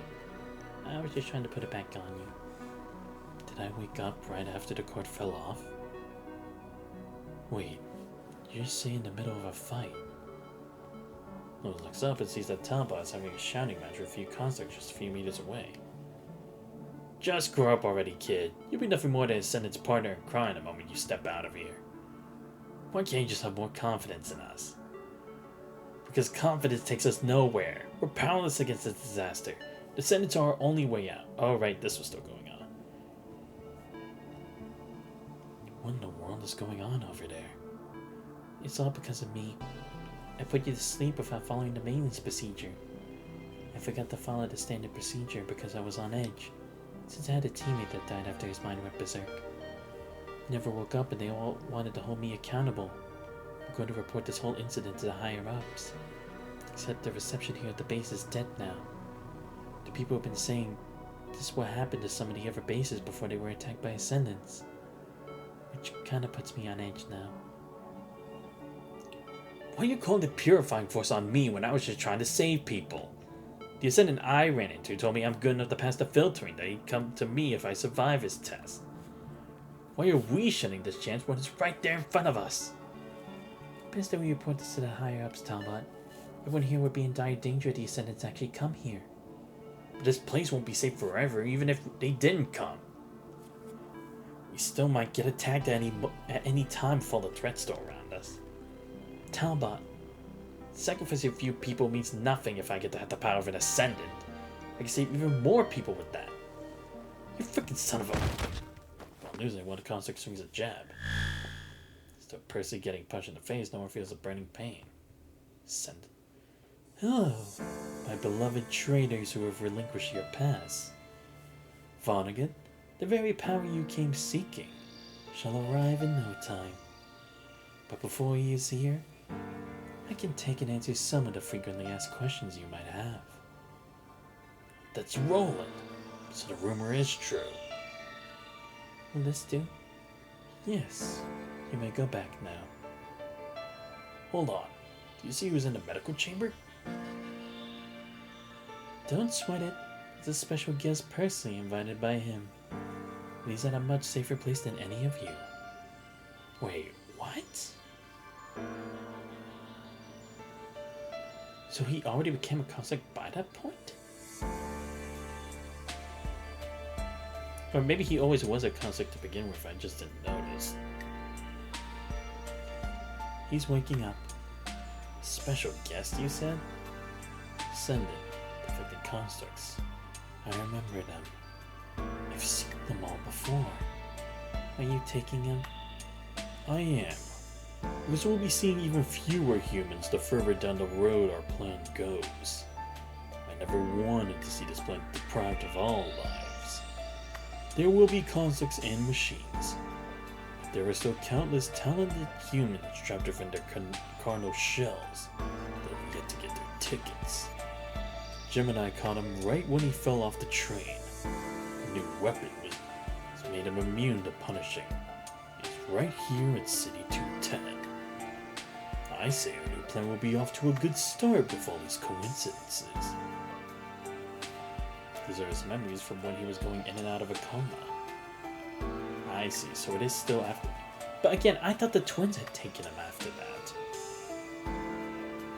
Or no, then again, it's like I did have a theory that it's like before the device went off to actually harm them, they probably threw him away.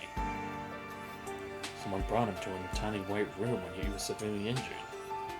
You catch a good look at the person's face while the light in his eyes, but he still remembers that weird looking chair. Look at how damaged he is. He's still alive. How would you like him dealt with? Want him to stay alive. But feel free to turn into one of us your way you so wish. Where is Teasel? That you brought him back with you. He's still in City 43 with the woman. Oh, Teasel now works for them too. Shit.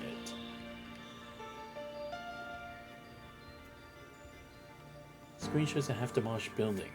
There's a long-haired young man that looks coldly at the people who were once his commander and comments as they provide the woman on the spot medical treatment. I'll be keeping an eye out for Teasel. He doesn't have a place there among those people anymore.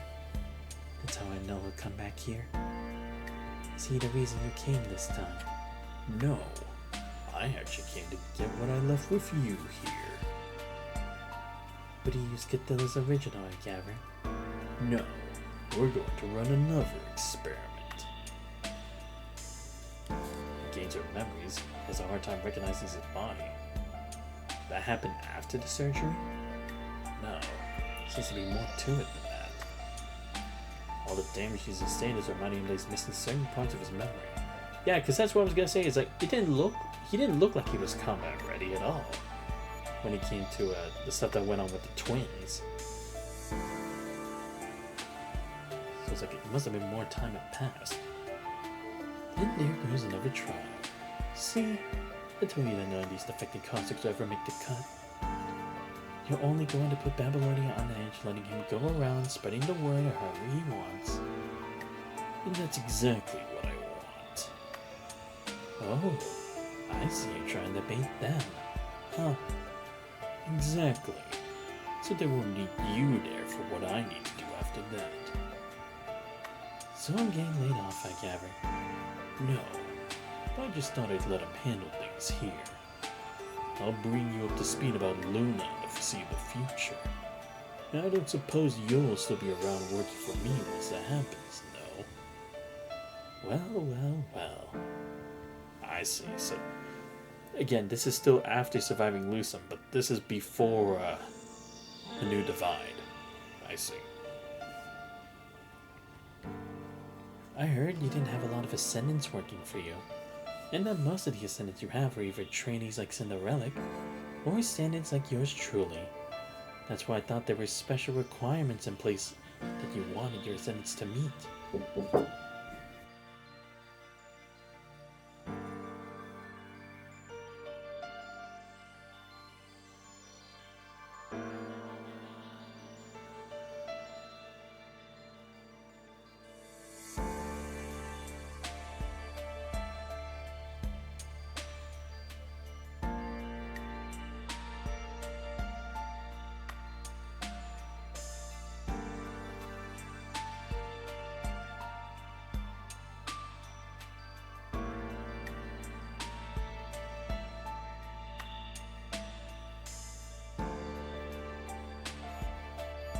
Sorry about that.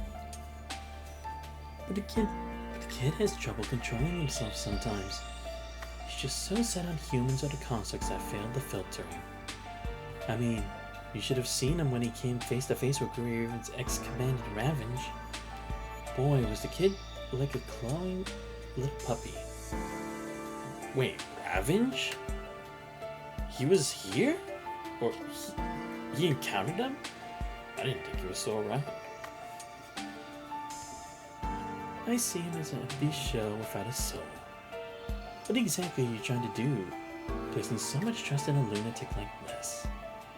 I need there to still be a lot of people that can join our ranks in the new world after the filter. And his vision of the new world isn't different from mine.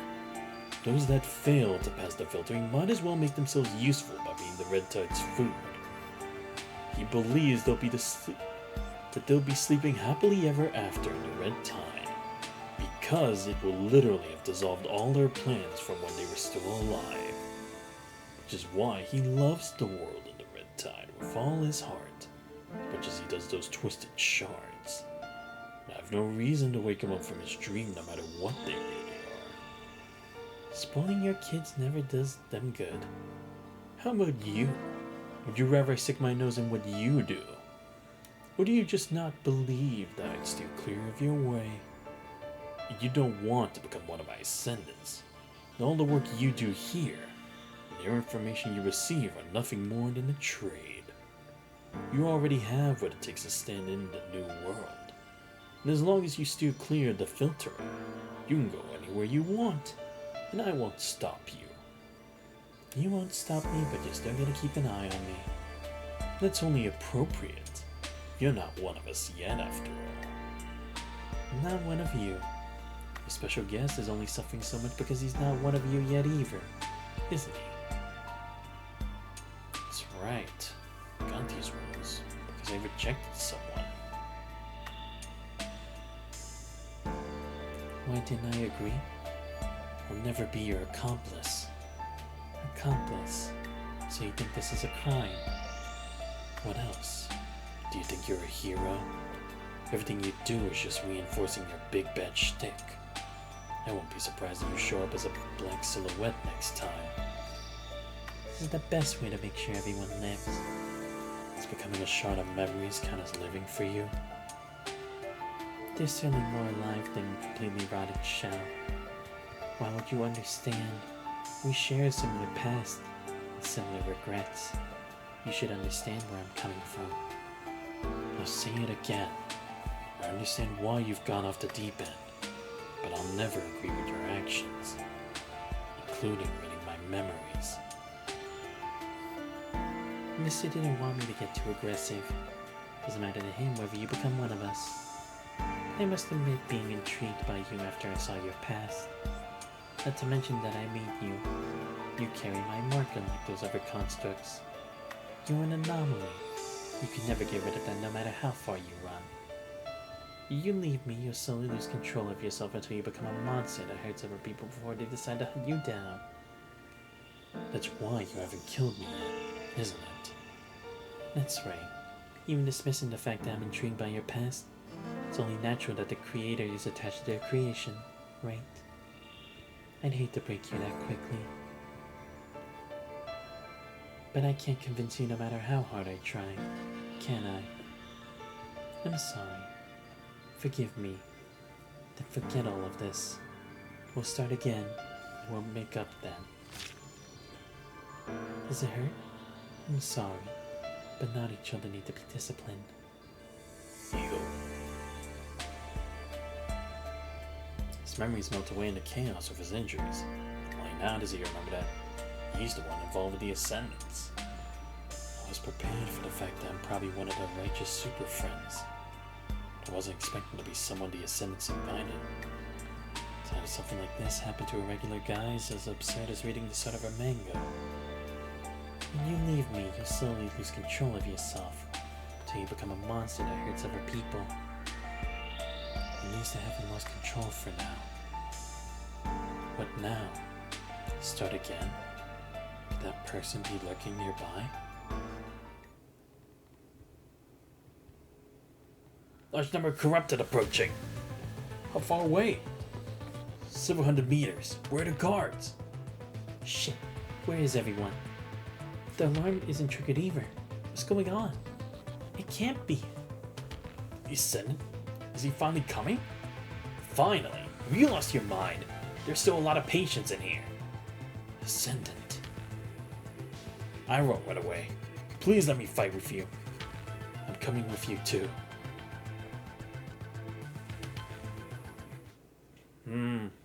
So what, was Lithos trying to restart him again? So that she can use him?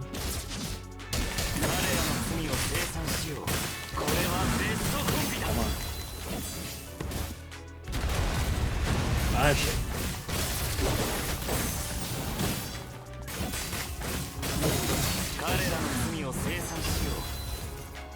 We're done? No, I can still detect signals of the corrupted. Scout drone also stopped working. What's going on? Let me see if I can restart it. But why did it show Lily in there, though? Or was it just like his misconception of everything? Like still trying to come to terms with his memories. This way, it'll be fine. Looks like it was just turned off, not broken.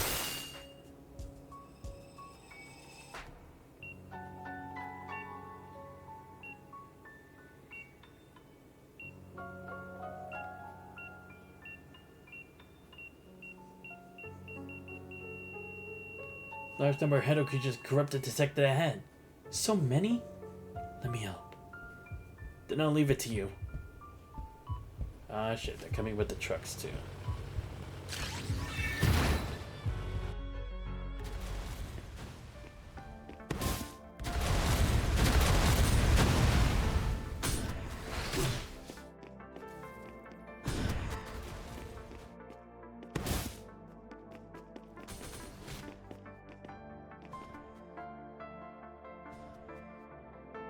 I don't know the code.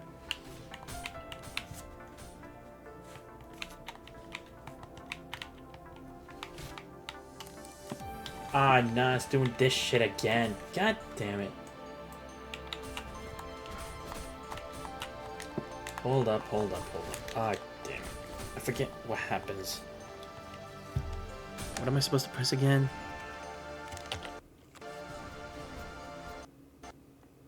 Okay.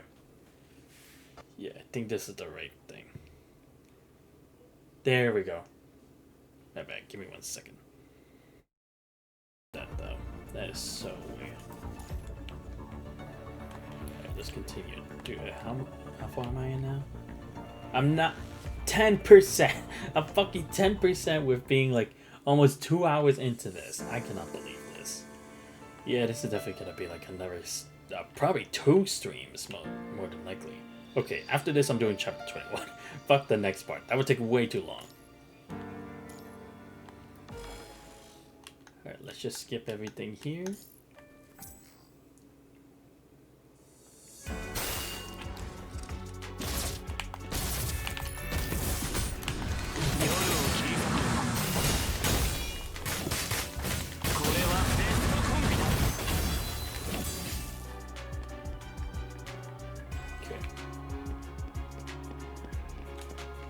I don't think I'll be able to get past this drone bit.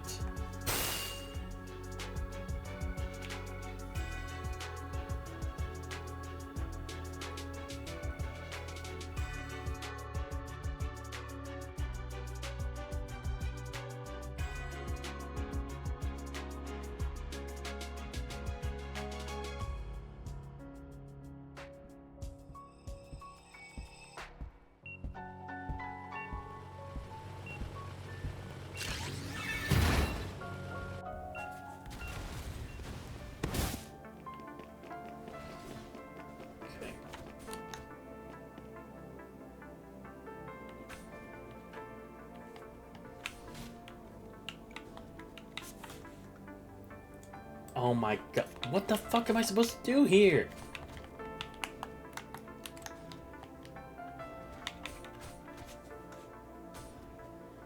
Ah, boy. Why is it doing this shit again? Like, seriously, I can't even do anything.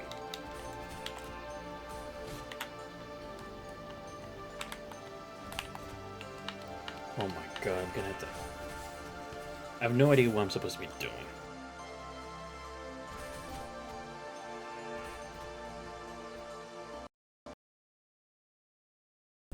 Alright, let's give this one more go. I'm hoping this actually works, because seriously, I don't understand what the issue is.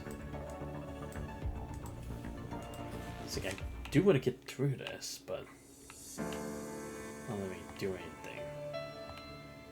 Either that, or maybe I would have to do it on like my phone or something off stream, and then we can move forward with it.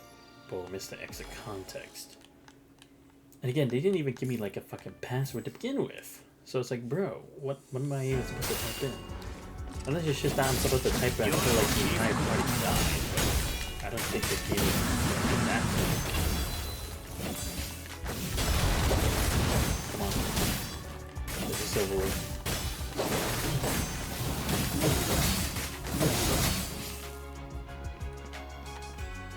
Okay.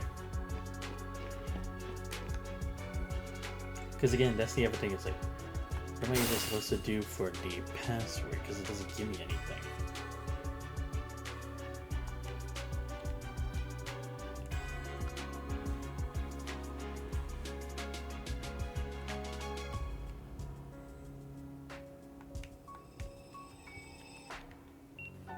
Let's see if this actually works.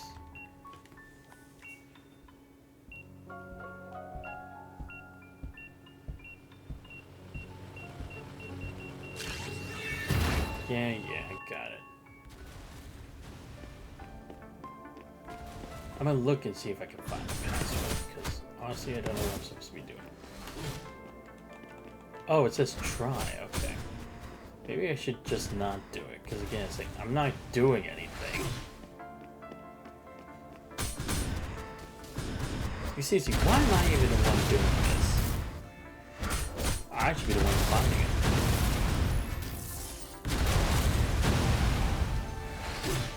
Yeah, you know what, I'm gonna just do that. See what happens. Yeah, if I fail, at least I can just start over.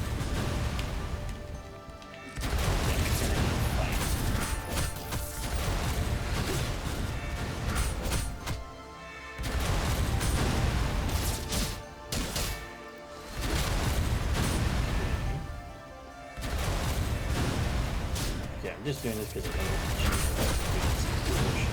especially with no password given.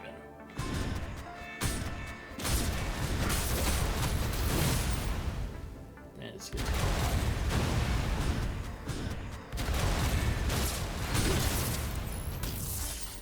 Come on. Like seriously, they gave me like no passwords, and it's like, I'm supposed to figure out a fucking password? Nah, let me just not do it. See, at this point, there's honestly no reason. Oh, okay, good. So I don't have to do it. Whew.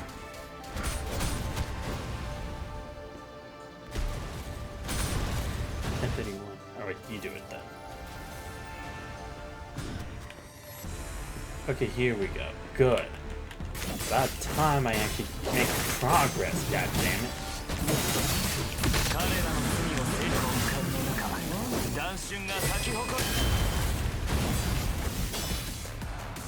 Ah, shit, here we go again.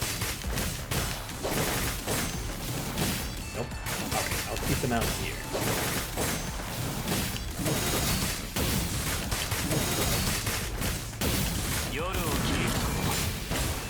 There we go.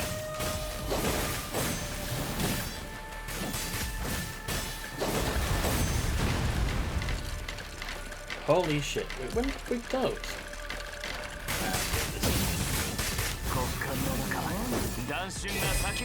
Nice. Yes. I got this, I got this.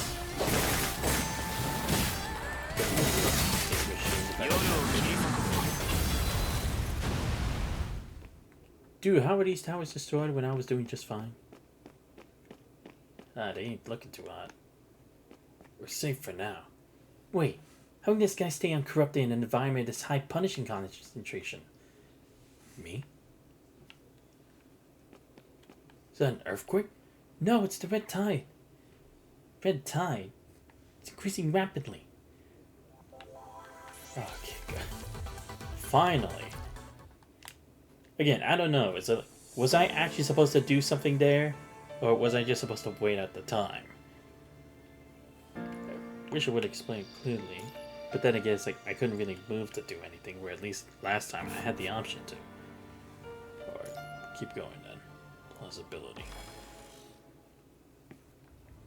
The battle has been going on for 3 hours.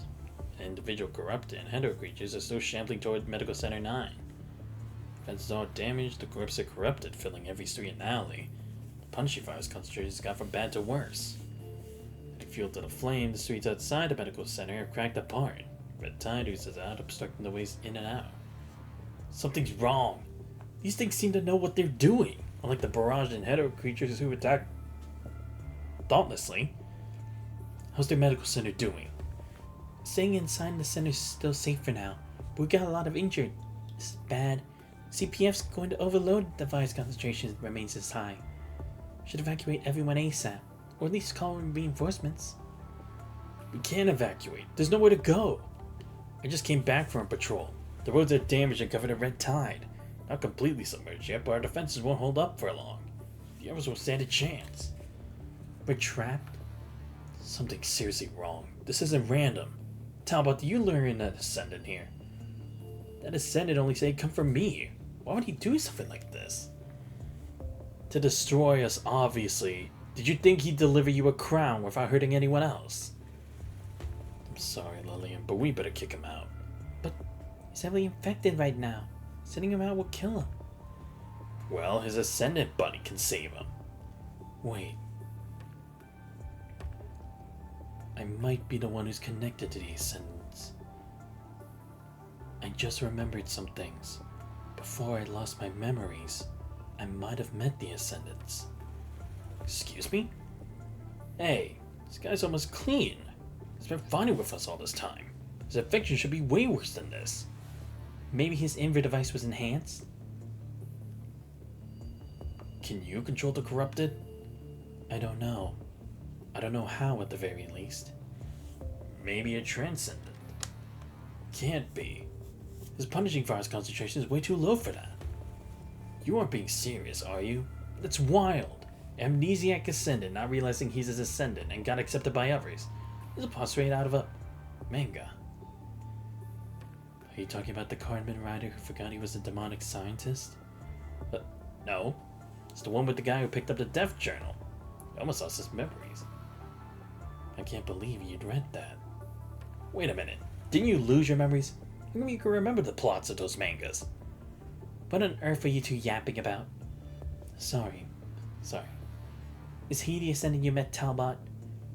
No. He was standing in the dark and the silhouette looked like a giant snake, I'd say. What about you? Do you remember what your Ascendant looked like? Not really, but I'm pretty sure mine wasn't a giant snake. What did yours tell you? Mine wanted me to become one of them.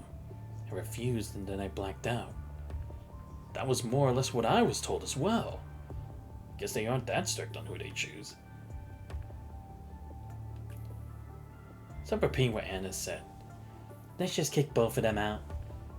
Stop, that won't solve anything. The punishing virus concentration is too high outside right now. We'll probably kill them if we send them away.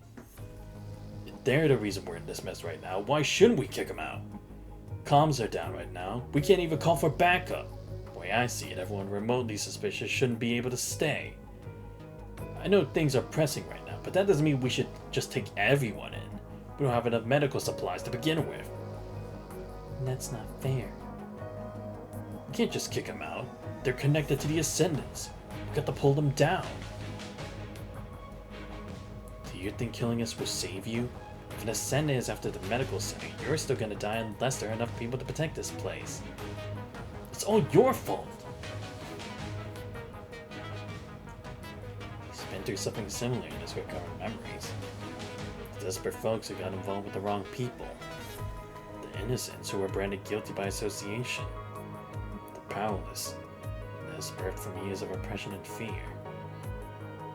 Sharpened into a knife going for the king's throats the moment it exploded. This tragedy will keep repeating itself as long as pain and suffering fill the people's livelihoods. But something's changed. This time, no one's not the powerless boy he once was.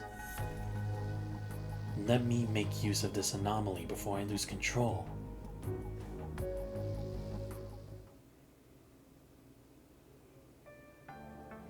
I'll get you reinforcements. Excuse me? If comms are down and we're surrounded by the red tide, let me go out and find reinforcements. But you aren't sure if you're an Ascendant. Could be a coincidence that you're immune. You won't make it alone if you're attacked by a lot of corrupted and go somewhere with a much higher virus concentration. Do or not do, there's no try, is there? Not to mention I could possess powers I couldn't control. Powers that could harm all of you.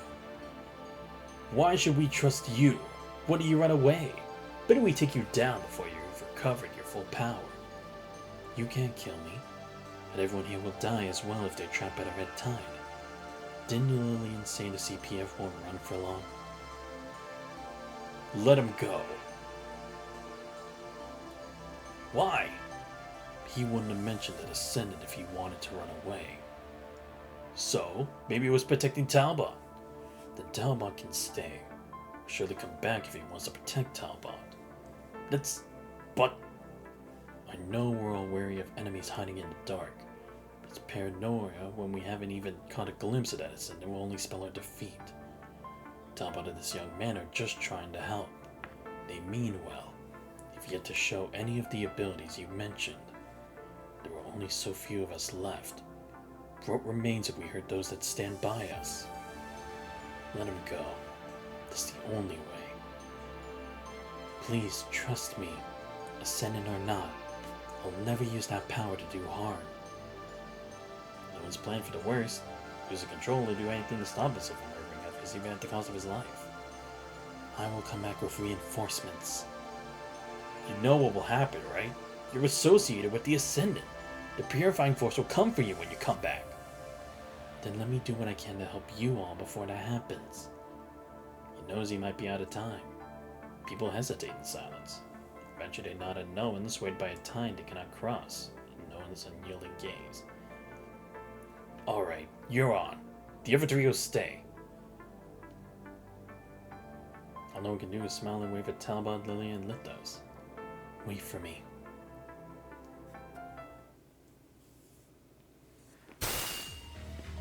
The red tides appeared on the streets outside the medical center. If this continues, the punishing virus concentration will go up.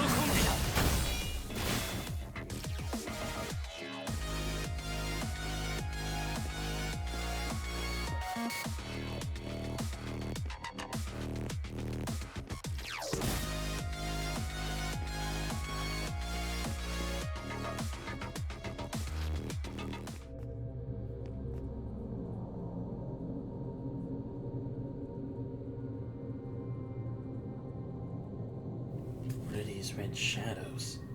And who is Shrek? I wish I were the one who survived. Oh, maybe people who were taking part in the test? You're a nobody. You should cherish the opportunity you were given.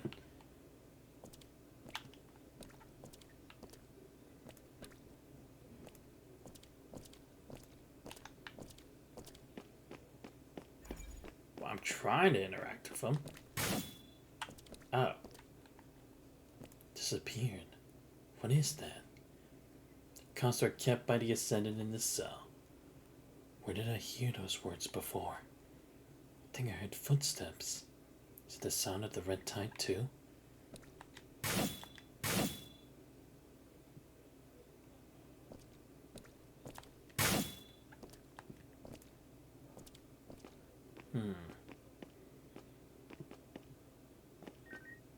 Or is there something else? It's impossible. Average constructs can't stay near the red tide. 極寒の中断春が咲き誇る彼らの罪を計算し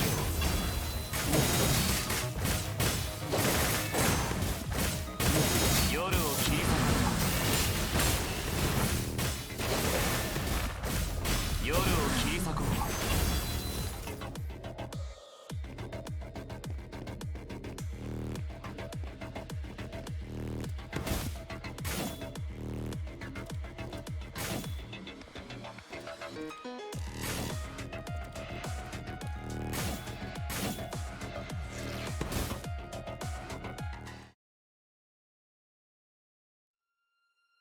Dark sky, crimson phantoms, and blood river form a picture of the inferno.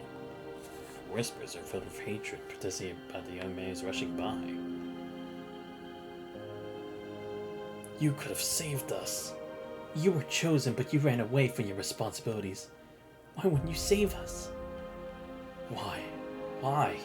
Why did you leave? Save me, Shrek. That name. Everyone stops running and turns toward the red tide projection.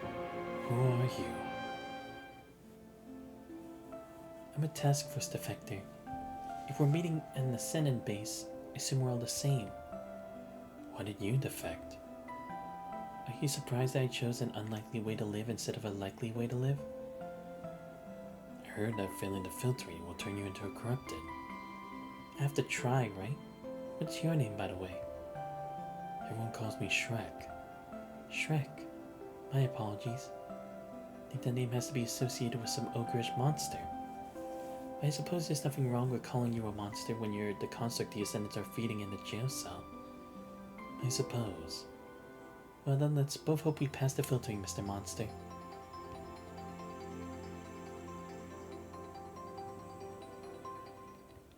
You want to know what the filtering actually is?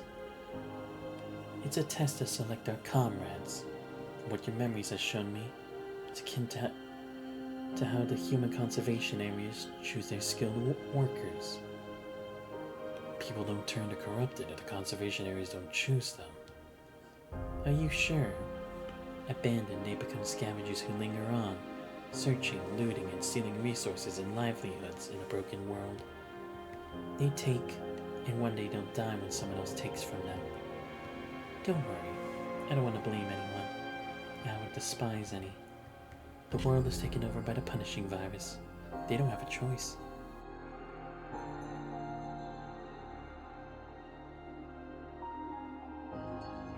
I simply want to put an end to their suffering sooner. Best that they pass the filter and become one of us. But I have somewhere they can go if they don't. So he smiles and points at the reservoir, the underground waterways. Crystal liquid swirling with corpses that remains inside as if a monster that will not stop gnawing. The female construct who was smiling at him earlier is within it too.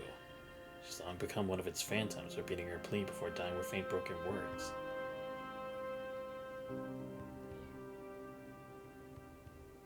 See, those who become one with the Crimson Tide are not dead. Their lives have begun anew. But I'm sure it's hard for you to comprehend this way. Their minds and data are not gone. They're all stored here. They're searching for each other, becoming whole from the pain of their loss. Red tide feeds the hunger and unites the departed. It takes away all the doom and gloom and stitches together all their joy.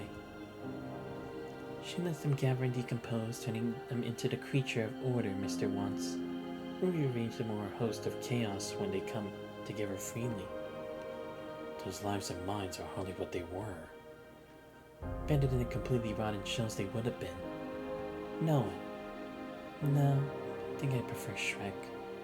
The monster's name sounds more like one of us. You should hate this world as much as I do. This world that keeps churning out dead bodies one after another. You should want to change it as well. I don't want to force you to choose. I can give you more time if you're still undecided. Mr. said, you'd only become a threat if we made you one of us against your will.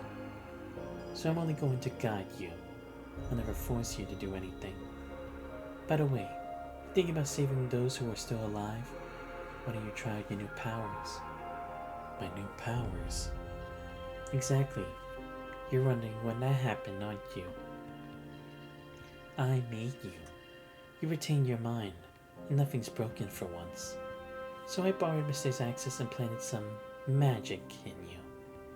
As long as you stay near me, you don't have to fear the punishing virus. Instead, it can become your strength. You can read the information stored within the red tide. You can see the dead, save the living, and kill whoever you want to kill. That won't be necessary. I'm good. You don't want to save those people? Of course I do. Then why would you agree? I'll never be your accomplice. I rejected the offer. But what happened afterward? When you leave me, you slowly lose control of yourself until you become a monster that hurts other people. Wait, why did I reject it? If I don't use those powers to hurt people, I won't become an accomplice to the Ascendants.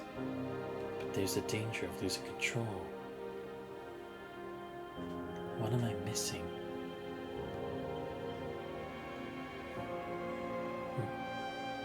So the projection struggle to hold together, being the words a woman said to the approaching man. That's what it always says in my book. Bird that was born in a cage will fear the sky, because that soars to the air will fear the cage. Humans can only make choices based on what they know.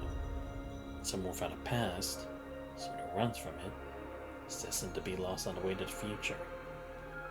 Who are you? Don't you remember? It's the second time we've met. Bella? It's been too long. Wait, who was Bella again? Damn, I don't remember.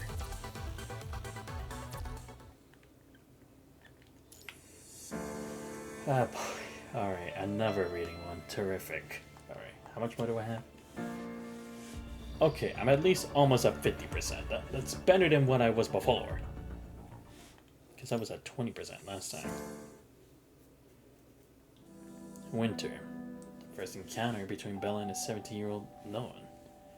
Noah's witnessed the conflicts within Aslam slowly coming to a boil during the years he served in the cargo crew.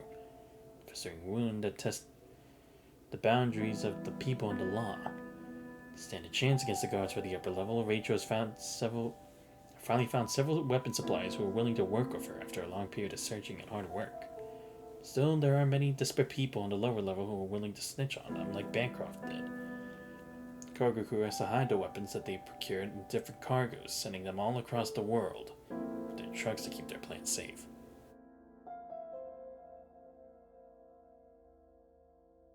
They'll have to wait for the right time before retrieving the weapons. Hi. Captain Rachel told me to come here and collect the remaining blessing boxes. Is Mr. Beff around? Oh, this chick. My grandfather went to sleep after finishing his work. Here for the cargo crew? Where's Rachel? She's busy with something else, so she asked me to come this time. Huh. I've heard Rachel's distrustful of the people around her. I was expecting it to be so bad that she's making a child captain. You consider that I might be a genius prodigy? No one no longer feels bothered by the way he did when he was younger when he hears someone challenge him. Mr. Beth isn't here. Maybe you can help me with the supplies instead. Sure. You mean the last batch of merch, right? Right. The weapon parts and ammo have all been dispersed among the unsold blessing boxes according to Rachel's specifications. Will they stay hidden? The guards are used to seeing these boxes. They'll open the containers to inspect the other packages, but they're too lazy to open the blessing boxes one by one to check what's inside. Every time Rachel purchases a new order of weaponry, she disguises them as unsold blessing boxes, hides them at different refugee bases. Just like how these Pandora boxes were the aristocrats' tool to destroy the lower level, they are now the cargo crew's instrument to secure power for the rebellion. As long as you guys know what you're doing. Not counting the ones with the merch, we somehow sold 31 of these boxes. Can't believe there are still people who fall for these scams. They're selling much worse than they used to. No one's making them anymore on the train. It's the last batch remaining. What about the other items we're selling here? They're almost out, including your moonshine. Here's the list. You'll find our fee on it. Thanks. The thing we mentioned last time? My grandfather said no. The way he put it, you'll only drag him into your fight if he joins you. You'll be asking for supplies or refuge or something else. I'll never hear the end of it. Further involvement will only put this base at risk. Selling you guys weapons as far as we can go. Alright, I understand. Get on with your work. The bees are also done with rebuilding the base last night, so take them with you. The woman looks toward where Bumblebee is, sighing with anguish and disgust. They're also a mess, that lot.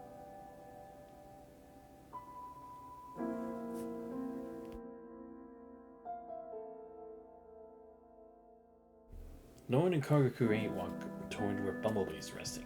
On the upper level guards that usually oversee the operations here are nowhere to be found. The Bumblebee members all look exhausted and sad.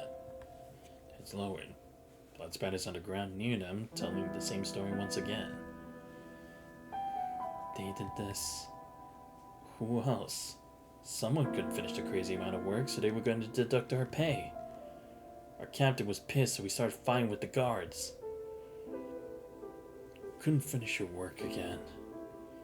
Finish my ass.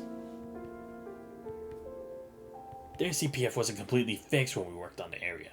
We didn't have enough protective gear. And the dickheads didn't give a shit. The CPF always fails a few months before we come here to rebuild.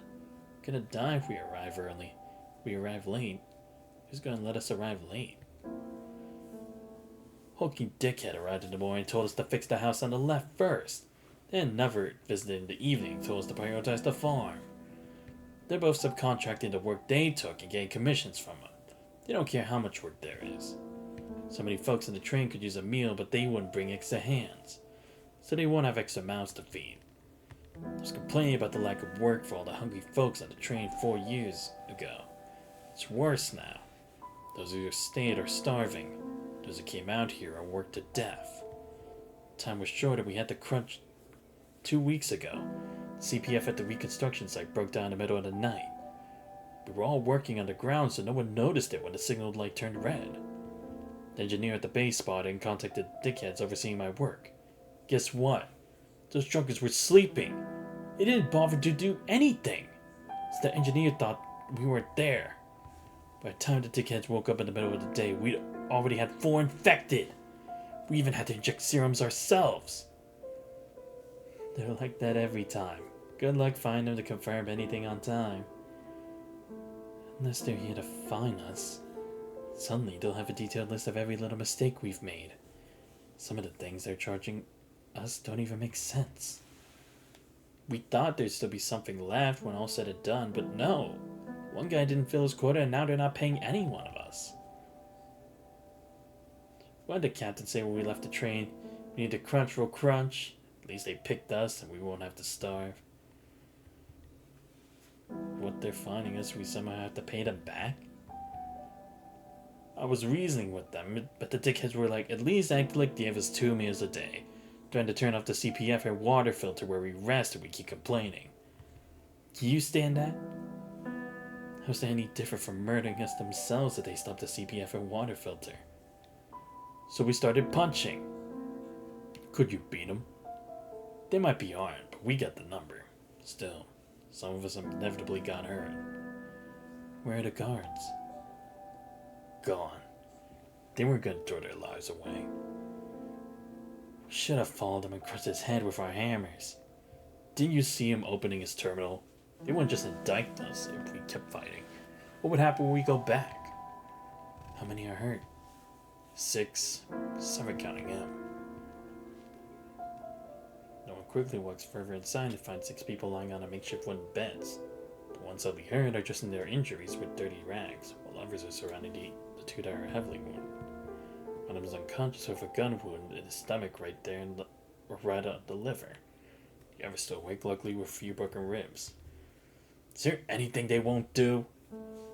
Help them first. There should still be some meds and the supplies we're bringing back.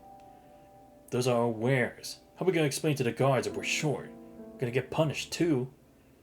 I'll cover the loss. Do you have a lot of supplies with you? These people don't have anything to give you in return. The most valuable thing they have is their lives. Listen, Four Eyes. Not that I don't want to save them. It's just... I know. Being part of the cargo crew used to be an enviable position for the Bumblebee. With a more established structure, cargo crew members can just make a living underneath a leader who cares about them. But unlike the Bumblebee, the cargo crew can hardly look out for themselves nowadays, not to mention other people. Help the heavily wounded first. Supplies are scarce, but they also helped us in the past. No way we can save the one shot in the gut. Then we have 5 we can save. But listen to Four Eyes here. It's also what Rachel would have wanted. Not to mention that we're almost ready. You're right. Let's go. Thanks. You said 7. Where's the other one? You mean Oled? He didn't make it. He was the one who couldn't finish the job. Those fucking guards. And was old and sick. They still chose him to work out here. Where is he? You don't want to go there. He died from an infection. No one? Hey! Let him go. Old Ed took care of him when he was young. He was the one who helped Noah and see Julie one last time before she died. Oh! Wow, that Ed. Damn. Don't blame me if he's infected. The way to express his anger, the captain's fist hits the wall with a dull thud. As its echo fades, everyone hears a woman's heartbreaking cry coming from behind. The person with the gun wound is no longer in pain. Sad by his friend and companions, he's left this cold and caring world behind.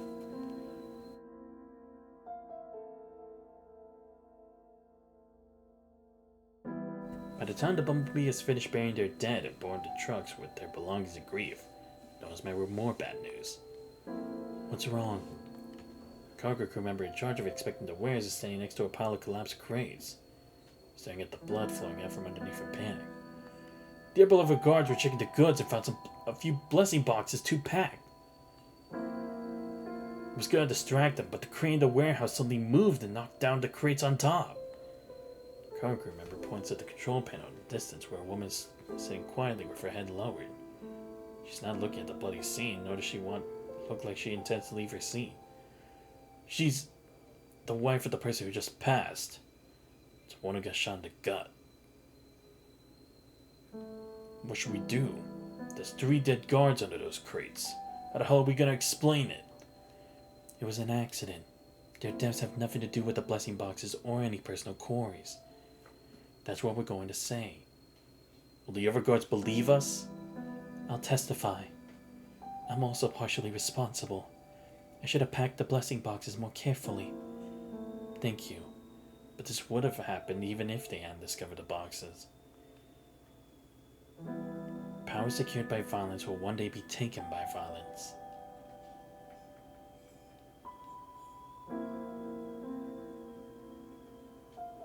It's sorted? Yep. You'll find your payment inside warehouse A1. Thanks again. We've gotta go. Are you alright? You look like you're gonna break down any second. Break down? Me? Is there someone else here? I'm fine. I'm just exhausted. Is that all? Your team told me that one of the dead bees was someone who took care of you since you were young. How could that be all? Even though you see share fair deaths, it's not something you can get used to. But we're standing within a rushing riptide right now. Any careless mistake will bring the thousands of folks in the cargo crew down with us. There are too many people we have to save. The only way we can turn this around is by tackling the root of the problem. You're a captain and a core member of the cargo crew now, so every move you make will be monitored. Don't do anything on impulse. Be patient. Act like a grown-up. Never mind. It's impressive that you're still functioning and doing your job as it is. Most can't get into the cargo crew at your age, not to mention become a captain. Thanks for your compliments. Already smiling, are we? Are you mellow, or are you just cold-hearted? Neither. I'm busy. I don't have time to be sad. I can kind of see why Rachel trusts you on a job this important. There are still some things I'm curious about, but I'm not sure if it's my place to ask. What is it? I've been told that supplies are even more scarce on the train than in refugee bases like ours. How has Rachel managed to find so many things to trade? No idea. Rachel has her way and she won't tell me. How likely do you think you'll win? No idea. There's still a lot we aren't sure about, and many we don't trust. Guessing now is a fool's errand. That was the last batch of supplies. When are you going to act? No idea. That's up to Rachel. You have no idea about anything, and you still carry on. Are you that eager to die? No. There's a reason Captain Rachel doesn't tell anyone the details. The aristocrats have known what we're up to for a while. Failing to find any evidence, all they can do is pressure us and keep searching. Should they get a hold of anything, the consequences will be dire. You're curious, why do you agree with Captain Rachel's proposal? Mr. Beth and you are both merchants. She's collaborated with secretly for a long time. Perhaps she'll make an exception and tell you her plan. Having a refugee base to support us continuously will give us something reliable to fall back on. You've already planned to cover for us, after all. Grandfather said no, and that means no. You can owe me a favor for covering for you. It has nothing to do with my grandfather or the base. Sounds briefly. Grandfather said you are destined to fail. You're all one step away from your graves. Any instability at Agdalek will impact the bases greatly. If you all lose, our trades will also be affected. Not to mention the elderly on the train and the other kids like you. Better a corpse than a servant and accomplice to those aristocrats. Is that something a kid your age gets to say? That's what everyone else says. I just take after them. Speaking of which, everyone on your team is older than you. Do they listen to you? They don't have to. I only made captain because I got along with the people around me. They're not impressed with what I can do. They simply support and trust me as their comrade. I listen to them as often as they listen to me. We're all equal. Equal? I was expecting more arrogance from a kid like you. How old are you? 18 next summer. And I thought you were no older than 14. I guess you're still waiting for a growth spurt. Well, do your best and live. You still owe me one. Thanks. I appreciate it. Nodding sincerely, no one has no idea how he will come to regret his promise in the future. What's your name? I'm Bella. Last name's Beth, like my grandfather. Bella Beth. Cool name. I guess you can call me Ow. I guess Rachel didn't tell you not to call me that. She only ever talked about old Mr. Beth. Miss Beth? Beth is fine. I'm older than you, but not old enough for honorifics. Alright, Beth. That'll be his first and last time to call Bella by that name. I was prepared to make any sacrifices. Never expects to see her again. See you around. Those words that even he himself finds improbable, no one waves and turns around. Even never smiled as he has to put on so many times on occasions like this. Bella only remembers that there was something she forgot to ask when no one's figure disappeared from her sight. What's his name again?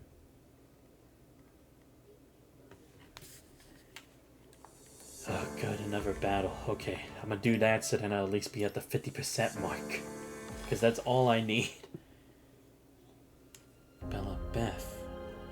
I was trying to get help from a base that day like he is now, but further involvement will only put this base at risk. Selling you guys weapons is as far as we can go. Captain Rachel tried to get help from many bases as well. But most of them could barely take care of themselves. Something happened to Bella's camp? Why is she inside the Red Tide now?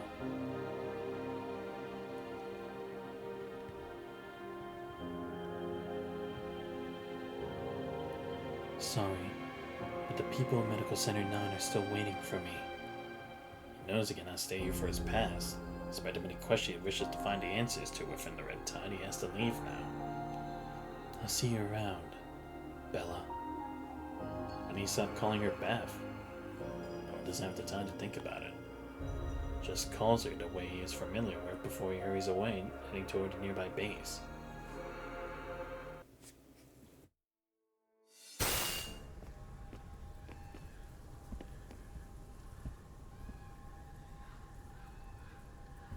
Sorry, Medical Center 9 requests support. Please. Run! There are many corrupted behind us. We can't even save our teammates. Alright, fine. I'll handle this.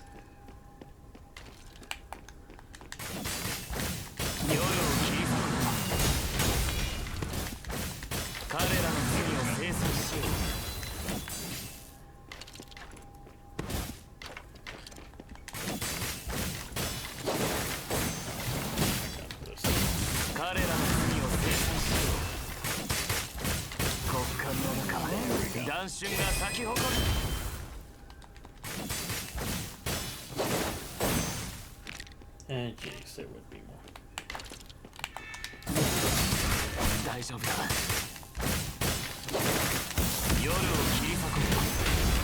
Ah, shit.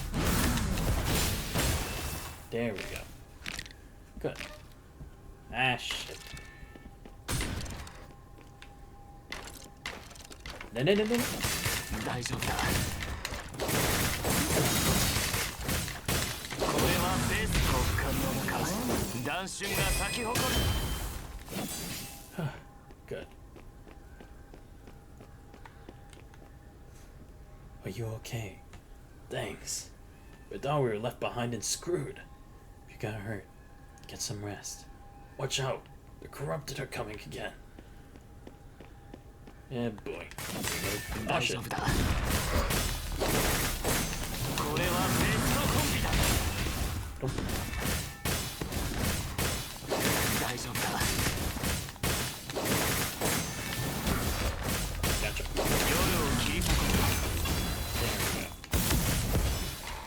Sweet. Oh, come on. It stopped. Is the corrupted following your orders? No, I didn't do anything. Could it be the Ascendant's keys? Is voice controlled? What about this? Defeat them.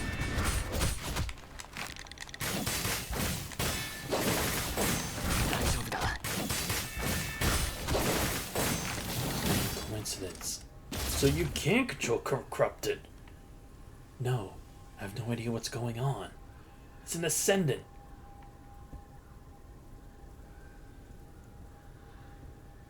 Hell, I don't even know what's going on.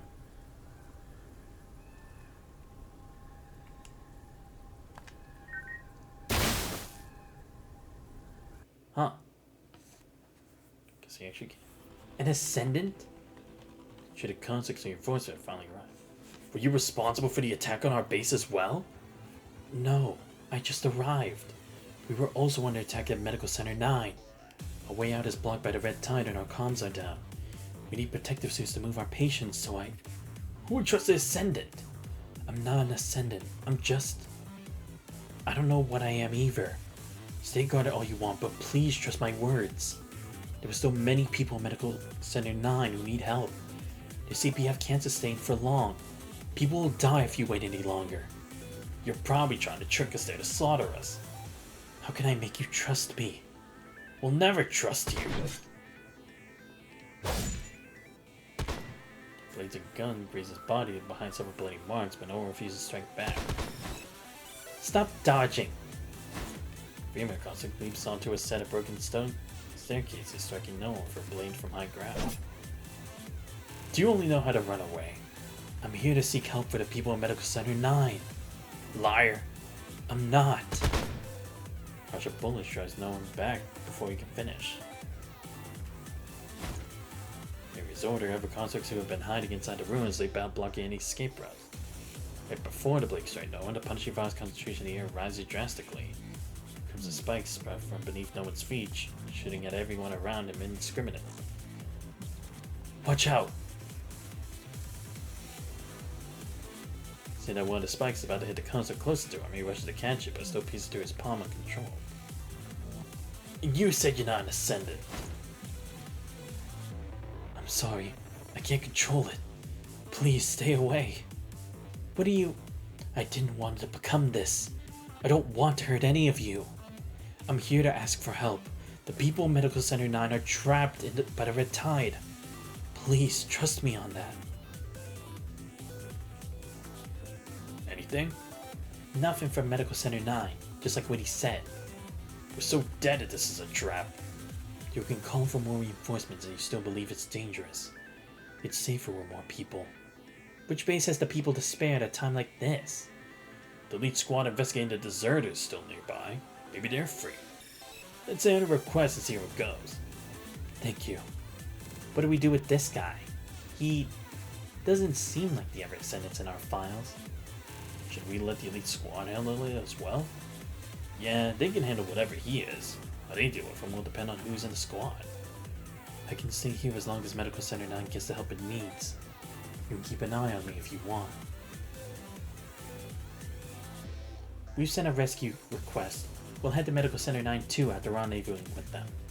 Thanks. There's no point in keeping an eye on you. I hate to admit it, but given what you're capable of, there's something we can do if you do want to take us down. I'll stay here then. Can we really trust you? Trust me.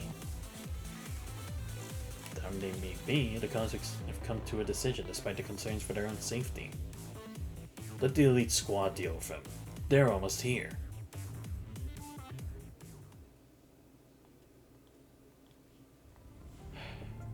As he watches the constructs leave, no one turns to look at the red spikes beside him, lost in thought.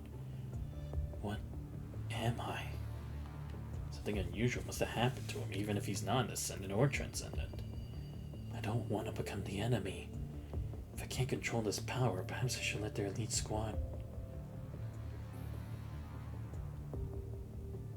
Lindos, how did you get here? You made it through the red tide? You were away for so long. I was worried. Don't worry, help's coming. You didn't answer me. The wound on your hand. Wait, stay away. I still can't control these spikes. You're an ascendant. Do you want to hurt me? Of course I don't, but I can't control it. Then, do you want to control it?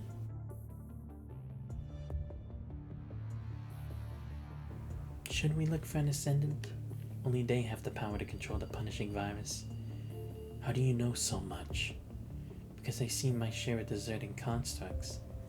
What do you mean? You're a deserter as well?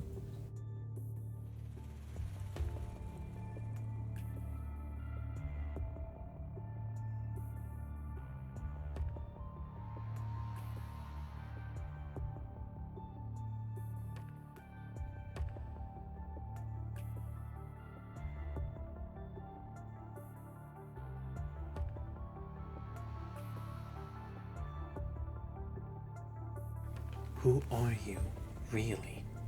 Can you tell me? I'll tell you, but first, let me treat your injury. That does take some simple tools, gently fixing the wound on no one's hand. Don't be afraid of this. anomaly. You can accept and learn to control it. You won't hurt anyone you don't want to hurt. You might even be able to save them. Save them? What happened to your teammates when I met you? Nay, refuse an irrefutable offer. They were disciplined accordingly. Disciplined. Here and there, shred of memory suddenly clear up as if someone has shone a light upon them. With that hint of light, no one finally remembers. His memories fall back, his expression toward Lithos changes from worry to confusion to realization before it becomes an expression of calmness and acceptance. Lithos. You? Yes? Curious but uncertain how to phrase it appropriately, no one still decides to voice his question. What pronoun do you use? So you finally remember. Yeah, it was you who turned me into a construct back then, wasn't it? It was. Why are you passing as someone you don't identify as? Wait, that's not entirely true. You weren't hiding your identity when I first met you. I just forgot. No, that's not the point. You were an ascendant hiding among us all this time. Well, yeah. I was worried you couldn't control yourself and wouldn't accept me. It's the only way I can stay with you. Come back with me. Your anomaly is sprouted within you. I can teach you how to control its power. No one once again reminds himself of his lost memories. Must be a reason he refused Lithos' offer and to pass so resolutely. Giving Lithos an answer now before remembering it would be reckless. No, I haven't remembered everything yet. I can't tell how much of what you're saying is true. It won't do you any good to remember your past. They're my memories. I'll be the judge of that. Do you really want to remember? Even that time when they all hunt you down? What? I've reset your memories 4 times now. This happened last time as well. You wouldn't accept me and you couldn't control your ascendant power. You became a walking target after you lost control. I had to kill them to protect you. What did you just say? I said I had to kill them to protect you. But your mind immediately deviated after seeing their bodies. You don't remember any of this, do you? It doesn't matter what you say. You still want to remember before you make a decision? Yes. That was what you said last time and the time before. Your mind deviated both times before you could give me an answer. But that's alright. You still insist on getting your memories back, I'll give you what you want. Come here, Shrek. I can be patient. I'll stay with you until you understand me, until you become my family. Damn, this is a bit crazy, honestly. Now, you know what? Fuck it, I'll go for one more.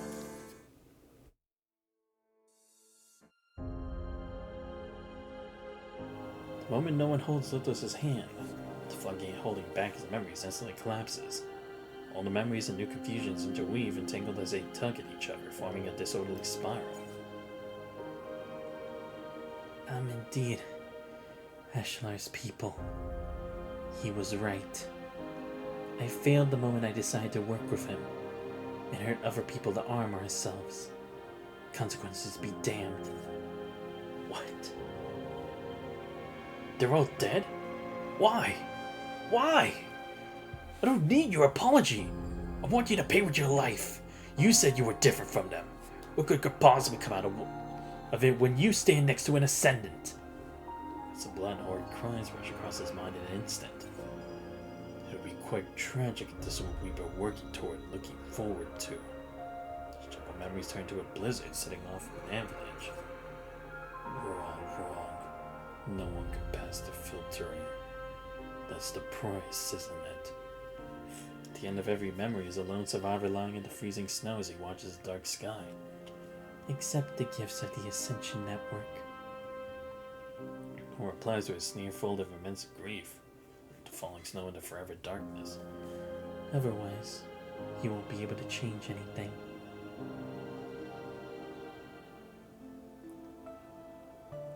This was my only choice. Otherwise, I won't be able to change anything. Huh? Come to his senses, no one finds himself sitting inside Rachel's compartment. His 1 in the morning, he just returned after hiding the weapons he received from Bella Beth inside Kira's jeep. I can remember that the fight with the upper level guards is 7 hours away. Why are you looking all distracted? Weren't you asking Rachel why she's working with Ashlar? I'm sorry. I was indeed distracted. Can you explain again? Sure. The fight is about to start anyway. I'll tell you whatever you want to know. Because it was my only choice. Cargo crew was a disorganized mess. Teams would fight each other to get a larger share in a safer assignment. I wanted to change that, but I had nothing but my fists.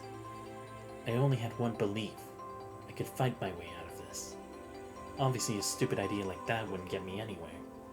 Every time I wanted to start something, the aristocrats would make me pay. When they were about to kick me off the train, Julie saved me. Mom? Yeah, she just met your father back then. She became a secretary by being the hard-working badass she was. She couldn't stand the turmoil at the lower levels, so she reached out to me. We talked over and over until we found the only way through. Ashlar. Speaking of which, your father was the one who introduced us. He brought me to the man who wanted to replace the aristocrat, and Ashlar and I made a deal. I scared the aristocrats who wouldn't work with him through the armed disturbances on the lower level, and he gave me connections and supplies to unite the people against the upper level. After our many successes, folks started treating me like an undefeated hero and put me in charge of the cargo crew. Anyone could ask me for help because an upper level aristocrat with actual power was standing behind me. Ironic, right? But I didn't have to worry. I could deal with anything. Don't worry. You can deal with this. At least Corruptor will be under your command. Though its vision distorts and turns into a foggy harbor. This is holding his hand, patiently guiding his move. It's the memory of no one waking up not long after becoming a construct. He's forgotten who he is and what ascendants are. Simply trusting this other person wholeheartedly. The person who stood by him and told him every secret. Give it a shot. You can even bring the law and order of the Golden Age to them. They'll move things, rebuild, ruins. Just don't control too many things at once before you get used to it. Like this? But they don't seem to be listening to me. It's alright. I'll help you. Though its hand Litus points them at the crooked constructs. Let them do what you want to do. And save who you want to save. Free yourself from the harrowing powerlessness and become a real hero. What is it? You never told me what the price of this power is. I just need you to become one of us. Not a lot of people can pass the filtering. I cherish you, and I want you to stay. What then? What do you want me to do after I become one of you? The things he asked of me started mounting up after he thought he'd helped us enough. Get this thing, no one notices a sense of danger amidst the uneasiness. Only 7 hours left until the upcoming battle. Why is Rachel still drinking and chatting with Assad? We were just tasked to take care of some jerks and their shady business initially. Then innocent folks started getting involved. Until one day Ashlar asked me to take care of your father, because he started to misbehave too. I'm sorry. I didn't realize Ashlar had bought a few of her reckless fools apart from us. Had I known, I would have protected Julie if nothing else. Your father too. It's too late to say anything now. Her face was scarred in the end, and she landed on the lower level with you, still inside. Then she started to change. The stories she loved and the dreams she believed in were all hidden underneath her mask without a trace. To get a chance to fight back and to free us from Ashlar's control, she agreed with my idea to manipulate the books in order to gather weapons for the cargo crew. Ah, I see, so it really was that simple. You realized that long ago, didn't you? Or someone told you? Yeah, people have said things. I know I shouldn't trust Shauna or Waylon to hide anything from you. Julie was different from me and Assad. She wasn't born to be a bad guy. She'd been on edge ever since she started tampering with the numbers. She said you ought to hang out with other people, but she would start panicking the second you stepped out of sight. Is that why she agreed to let me stay in the book storage room? Yeah, I told her to keep you around if she was worried, but she was afraid of how you'd react if her crime was exposed after you two got close. She would tell herself that she was doing it for everyone's future as if needing to convince herself. Then she started thinking about how you'd survive once she was gone. I've been harsh on you. It's because I'm worried that you're spending way too much time on trying to pick up skills that are going to help you survive. But deep down, she wished you got to do what you love, be it reading, drawing, or being with the people you like.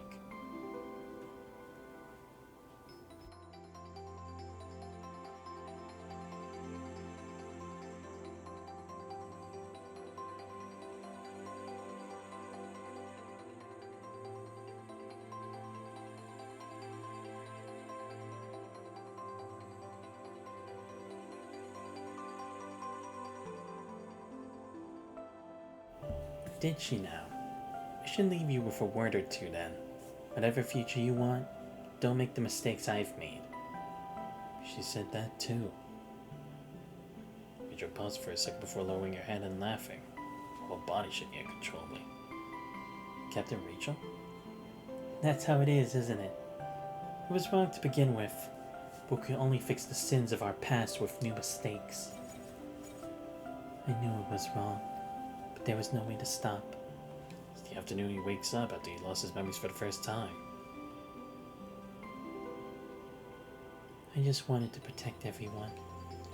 I've been thinking about how to allow humans to coexist with the punishing virus all these years, because I realized there wasn't a way to eradicate the virus completely. You look like you're wondering why an Ascender would want something like this. These are what remains of my family.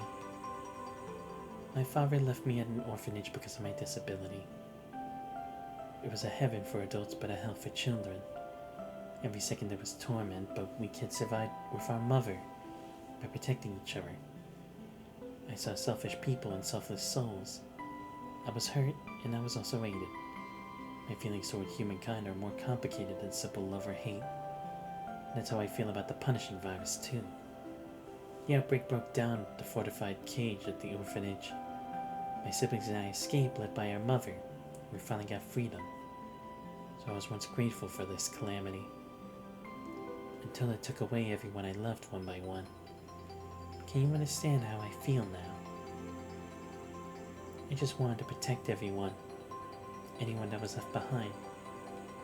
Don't be afraid. The Red Tide isn't something cruel. They might not be living as individual beings, but they're reborn through it. This may not be the ideal choice, but it's the best option I can find. As long as something remains, even in this unliving state, it will be better than death. It's the only way for those who have survived, to see those who died, to see her again. Nethos grabs their long purple hair instinctually, as if holding on to the remains of someone they deeply cared about. I know you wish to stay with real humans instead of the shards that form these projections. But you will inevitably be betrayed if you give your trust to other people. You can only protect yourself and others if you hold absolute power. I've learned that lesson, and so should you. Remember how the cargo crew ended? How it ended? Did you forget? Right. You've already forgotten about it once after all. Now remember, and tell me your choice. We told you we didn't have a choice. What would you have us do? Those weapon manufacturers couldn't trade their weapons for our enthusiasm, could they? They need to put food on their tables as well. Not to mention that the cargo crew's reputation got tarnished after the blessing boxes. No one would have listened if we hadn't had something to offer. I might not agree with Rachel on a lot of things, but I think she was right to work with Ashlar and split the profit of the blessing boxes with them. The blessing boxes stopped selling long ago. Where'd our recent supplies come from? We still have Barbara. The person who took over Mom's job? That's right. My wife used to be a real good cook. But you said, there's no way I trust her. She's still been up to no good behind my back. Suspected Barbara for some food poisoning incidents in the past, but I couldn't find the proof. Assad is only working with us because he failed to get a good C on the upper level. He wouldn't give a damn about the rest of us if he were enjoying his life. Maybe because again, maybe he would have accidentally leaked it to Field without intentionally trying to do so. Why are you keeping him here then? Because he has connections with the cargo crew in upper level. He's still useful to me. Could someone untrustworthy have provided a steady source of supplies? I know it's not feasible long term. What we took was ours to begin with. The price she got from manipulating the books were the payment meant for the cargo crew and the bumblebees. Hungry people will bite anyone if enough time has passed. The more people with their own agenda, the fewer we could trust. In the end, we were dismantling ourselves for the enemy. Why bother when we could just throw him off the train when we discover him? Is that what happened to Bancroft all those years ago? I can't do anything you insist on thinking that way. Perhaps Assad is drunk or simply annoyed. This is the Nine Notes words. Do you think I got him killed all those years ago? But I didn't do a damn thing. I had no idea why his son was gone either. Regardless, I was generally glad that someone troublesome like him disappeared while searching for his son. I didn't try to look for him, but that didn't mean I killed him. You hear me? Noan, aren't you turning 18 soon? Yeah, why? Field disappeared for about 5 years now, hasn't he? I know you always wanted to look for him in City 74. The mission for the cargo crew kept you away. You couldn't find anything even when you had the chance to go near that place. I did the same. I privately tasked people to look for Field multiple times over the years. There was news every now and then, but there was nothing we could confirm, so I never told you about any of this. Is that true? You have news about him?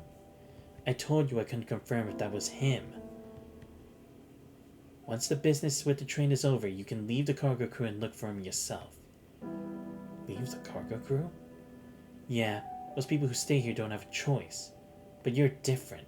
You're young. You should go see the world. When do you plan to make your move? Sooner the better. All the weapons are hidden inside the train now, so stalling's only going to put us in more danger. I'll start making plans after the 2 other teams return in a few days. How much did you drink today, Captain Rachel? Just this one glass, but she's a lightweight. 10 more minutes and she'll crash here, I'ma tell ya. It's a virtue to get drunk off after a few sips. Alcohol is expensive here. Didn't you say you still have to confirm the intel? Current state? Tonight's fine. They won't be back that quickly. Show me your assignment first. Is your rev blade assembled? Yeah. Not bad. You're a good self-learner. It took me a whole day to figure out what each of those parts was. It's good enough for you to take the time to study it. If it were Sada or his underlings. What do you expect? They'd have traded the parts for drinks the moment they stepped out of here. My mom used to say, don't be fools who burn the books to stay warm. Only those who learn from the books can survive. Don't be fools who burn the books. Yeah, those who don't read but burn books to stay warm are indeed fools. Sometimes I feel like Julie was right about a lot of things when I look at you. Attitude determines attitude. It's what the old folks used to say. You're patient enough to understand and learn, which means you're better than many who are already 6 feet under the ground. Even though she wanted to send you to the cargo crew when you were 9, she did that only because she was anxious. Julie wasn't the fittest person. The work she was involved in, she was worried that she would leave you too early. You wouldn't be able to survive on your own. She wouldn't tell me about any of it. I only know that she coughed a lot. She didn't tell me afterward. I wouldn't have known that she was sick all along. How could you not know? Go take a look at yourself in the mirror. You're the same. We're the same? Yeah. Before she put on that mask, she was about your height, and her eyes were as stubborn as yours. Her eyes and clothes were as dark as yours. Didn't make a sound when she walked, that woman. Couldn't spot her at night when the lights were off. You know, sometimes I really wish you'd stick that firefly on your shoulder. Wouldn't have to worry about losing you in a night shift. I tried my best to make some noise. Who can tell the sound you make when the fight begins? Why don't you dye your hair into a rainbow? Why don't you treat your night blindness instead of bothering the kid? Night blindness? Me? Impossible. Possible my ass. Didn't the doctor prescribe you a bottle of vitamin A last year? It's practically full when you gave it away earlier this year. Who's free to dye someone's hair nowadays anyway? Get stuck with his hair unless he becomes a construct or something. None of us would have stayed here and worked our lives away if we could just become a construct. You ever tested your whatever affinity?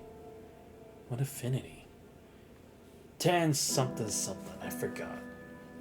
Heard that you need the affinity to have a shot at becoming a construct. You could also just die during the surgery. Enough. He can figure it out in the future. This young man has all the time in the world. Either way, I'll make sure you live. Either way? What does that mean? What does it mean? I'll tell you all about it when it's over.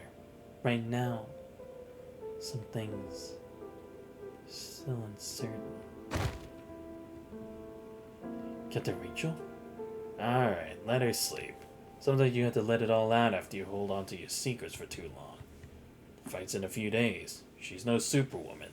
She can use a sip to pump herself up.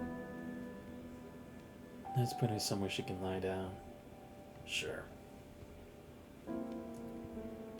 Hey, that's mine. Give it back. Sorry. As though I was about to hand a sod to Jackie, he accidentally touches the folds by the collar and notices something unusually rigid. What is it? Your jacket.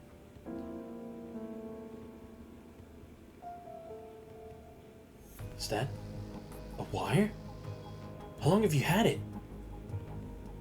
Assad! That's... It hasn't been that long. Just a few hours. You know, I don't usually wear a coat. Barbara came into Jackie yesterday. We've been talking about our plans and the weapons we moved to the train all this time. That Rachel says no one outside this room can know. Don't worry about it. My wife keeps suspecting I'm seeing something behind her back. So she's just checking where I've been calling and looking into the ladies I've been meeting. She's not interested in weapons whatsoever. Relax. Rachel and I've been eating at Barbara's. She's been helping us with the books. We're all in the same boat, aren't we? Stop being so suspicious. How about me going to Barbara now and making sure she doesn't spill the beans? Sound good to you? But what? What else are we gonna do? Rachel's going to sleep for at least 5 hours after she's dropped. So good luck waking her up. Nino and Shauna won't be back until the morning. You haven't eaten, have you? Still canned food for the table. No, that's too risky. Risky? When do you get so distrustful like Rachel?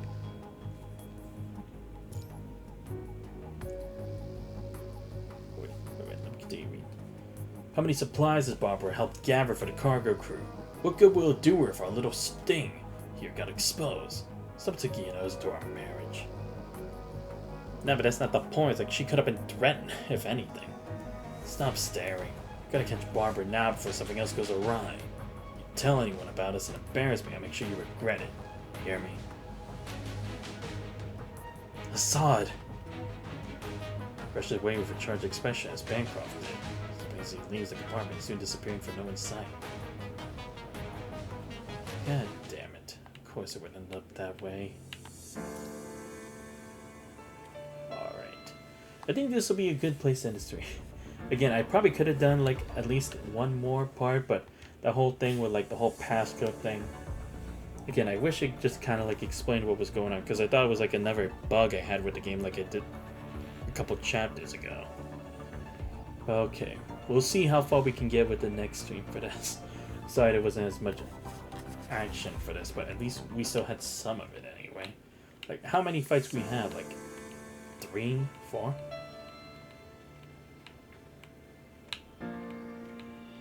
Okay, yeah, maybe it was actually just 3, but still, better than nothing. I still got a whole lot more exposition. But again, it makes sense because we're going through that Shrek's entire life with this, so.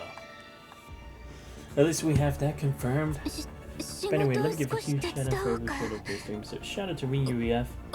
Thanks for showing up, man. Hope everything goes better with you, man. And let me see. like I said, I won't be streaming tomorrow because I'll probably retire from work. So you'll probably see me stream on Wednesday, or maybe it'll be the other way. It's like maybe I'll stream tomorrow, but to Wednesday. Anyway, don't have your hopes up too high for that kind of stuff. That's just gonna be like if I'm in the mood for it or not. And again, the other scheduled streams are still scheduled. But if you guys do enjoy the scenes but you're not already found the channel, please make sure to leave a follow. It's much appreciated. Check my YouTube channel, post all the VODs. Subscribe there as well, and join Discord, you guys already. All the links to those are on the channel. But this has been Xanthos Vice. I hope you guys have a great rest of your night. See you guys next time.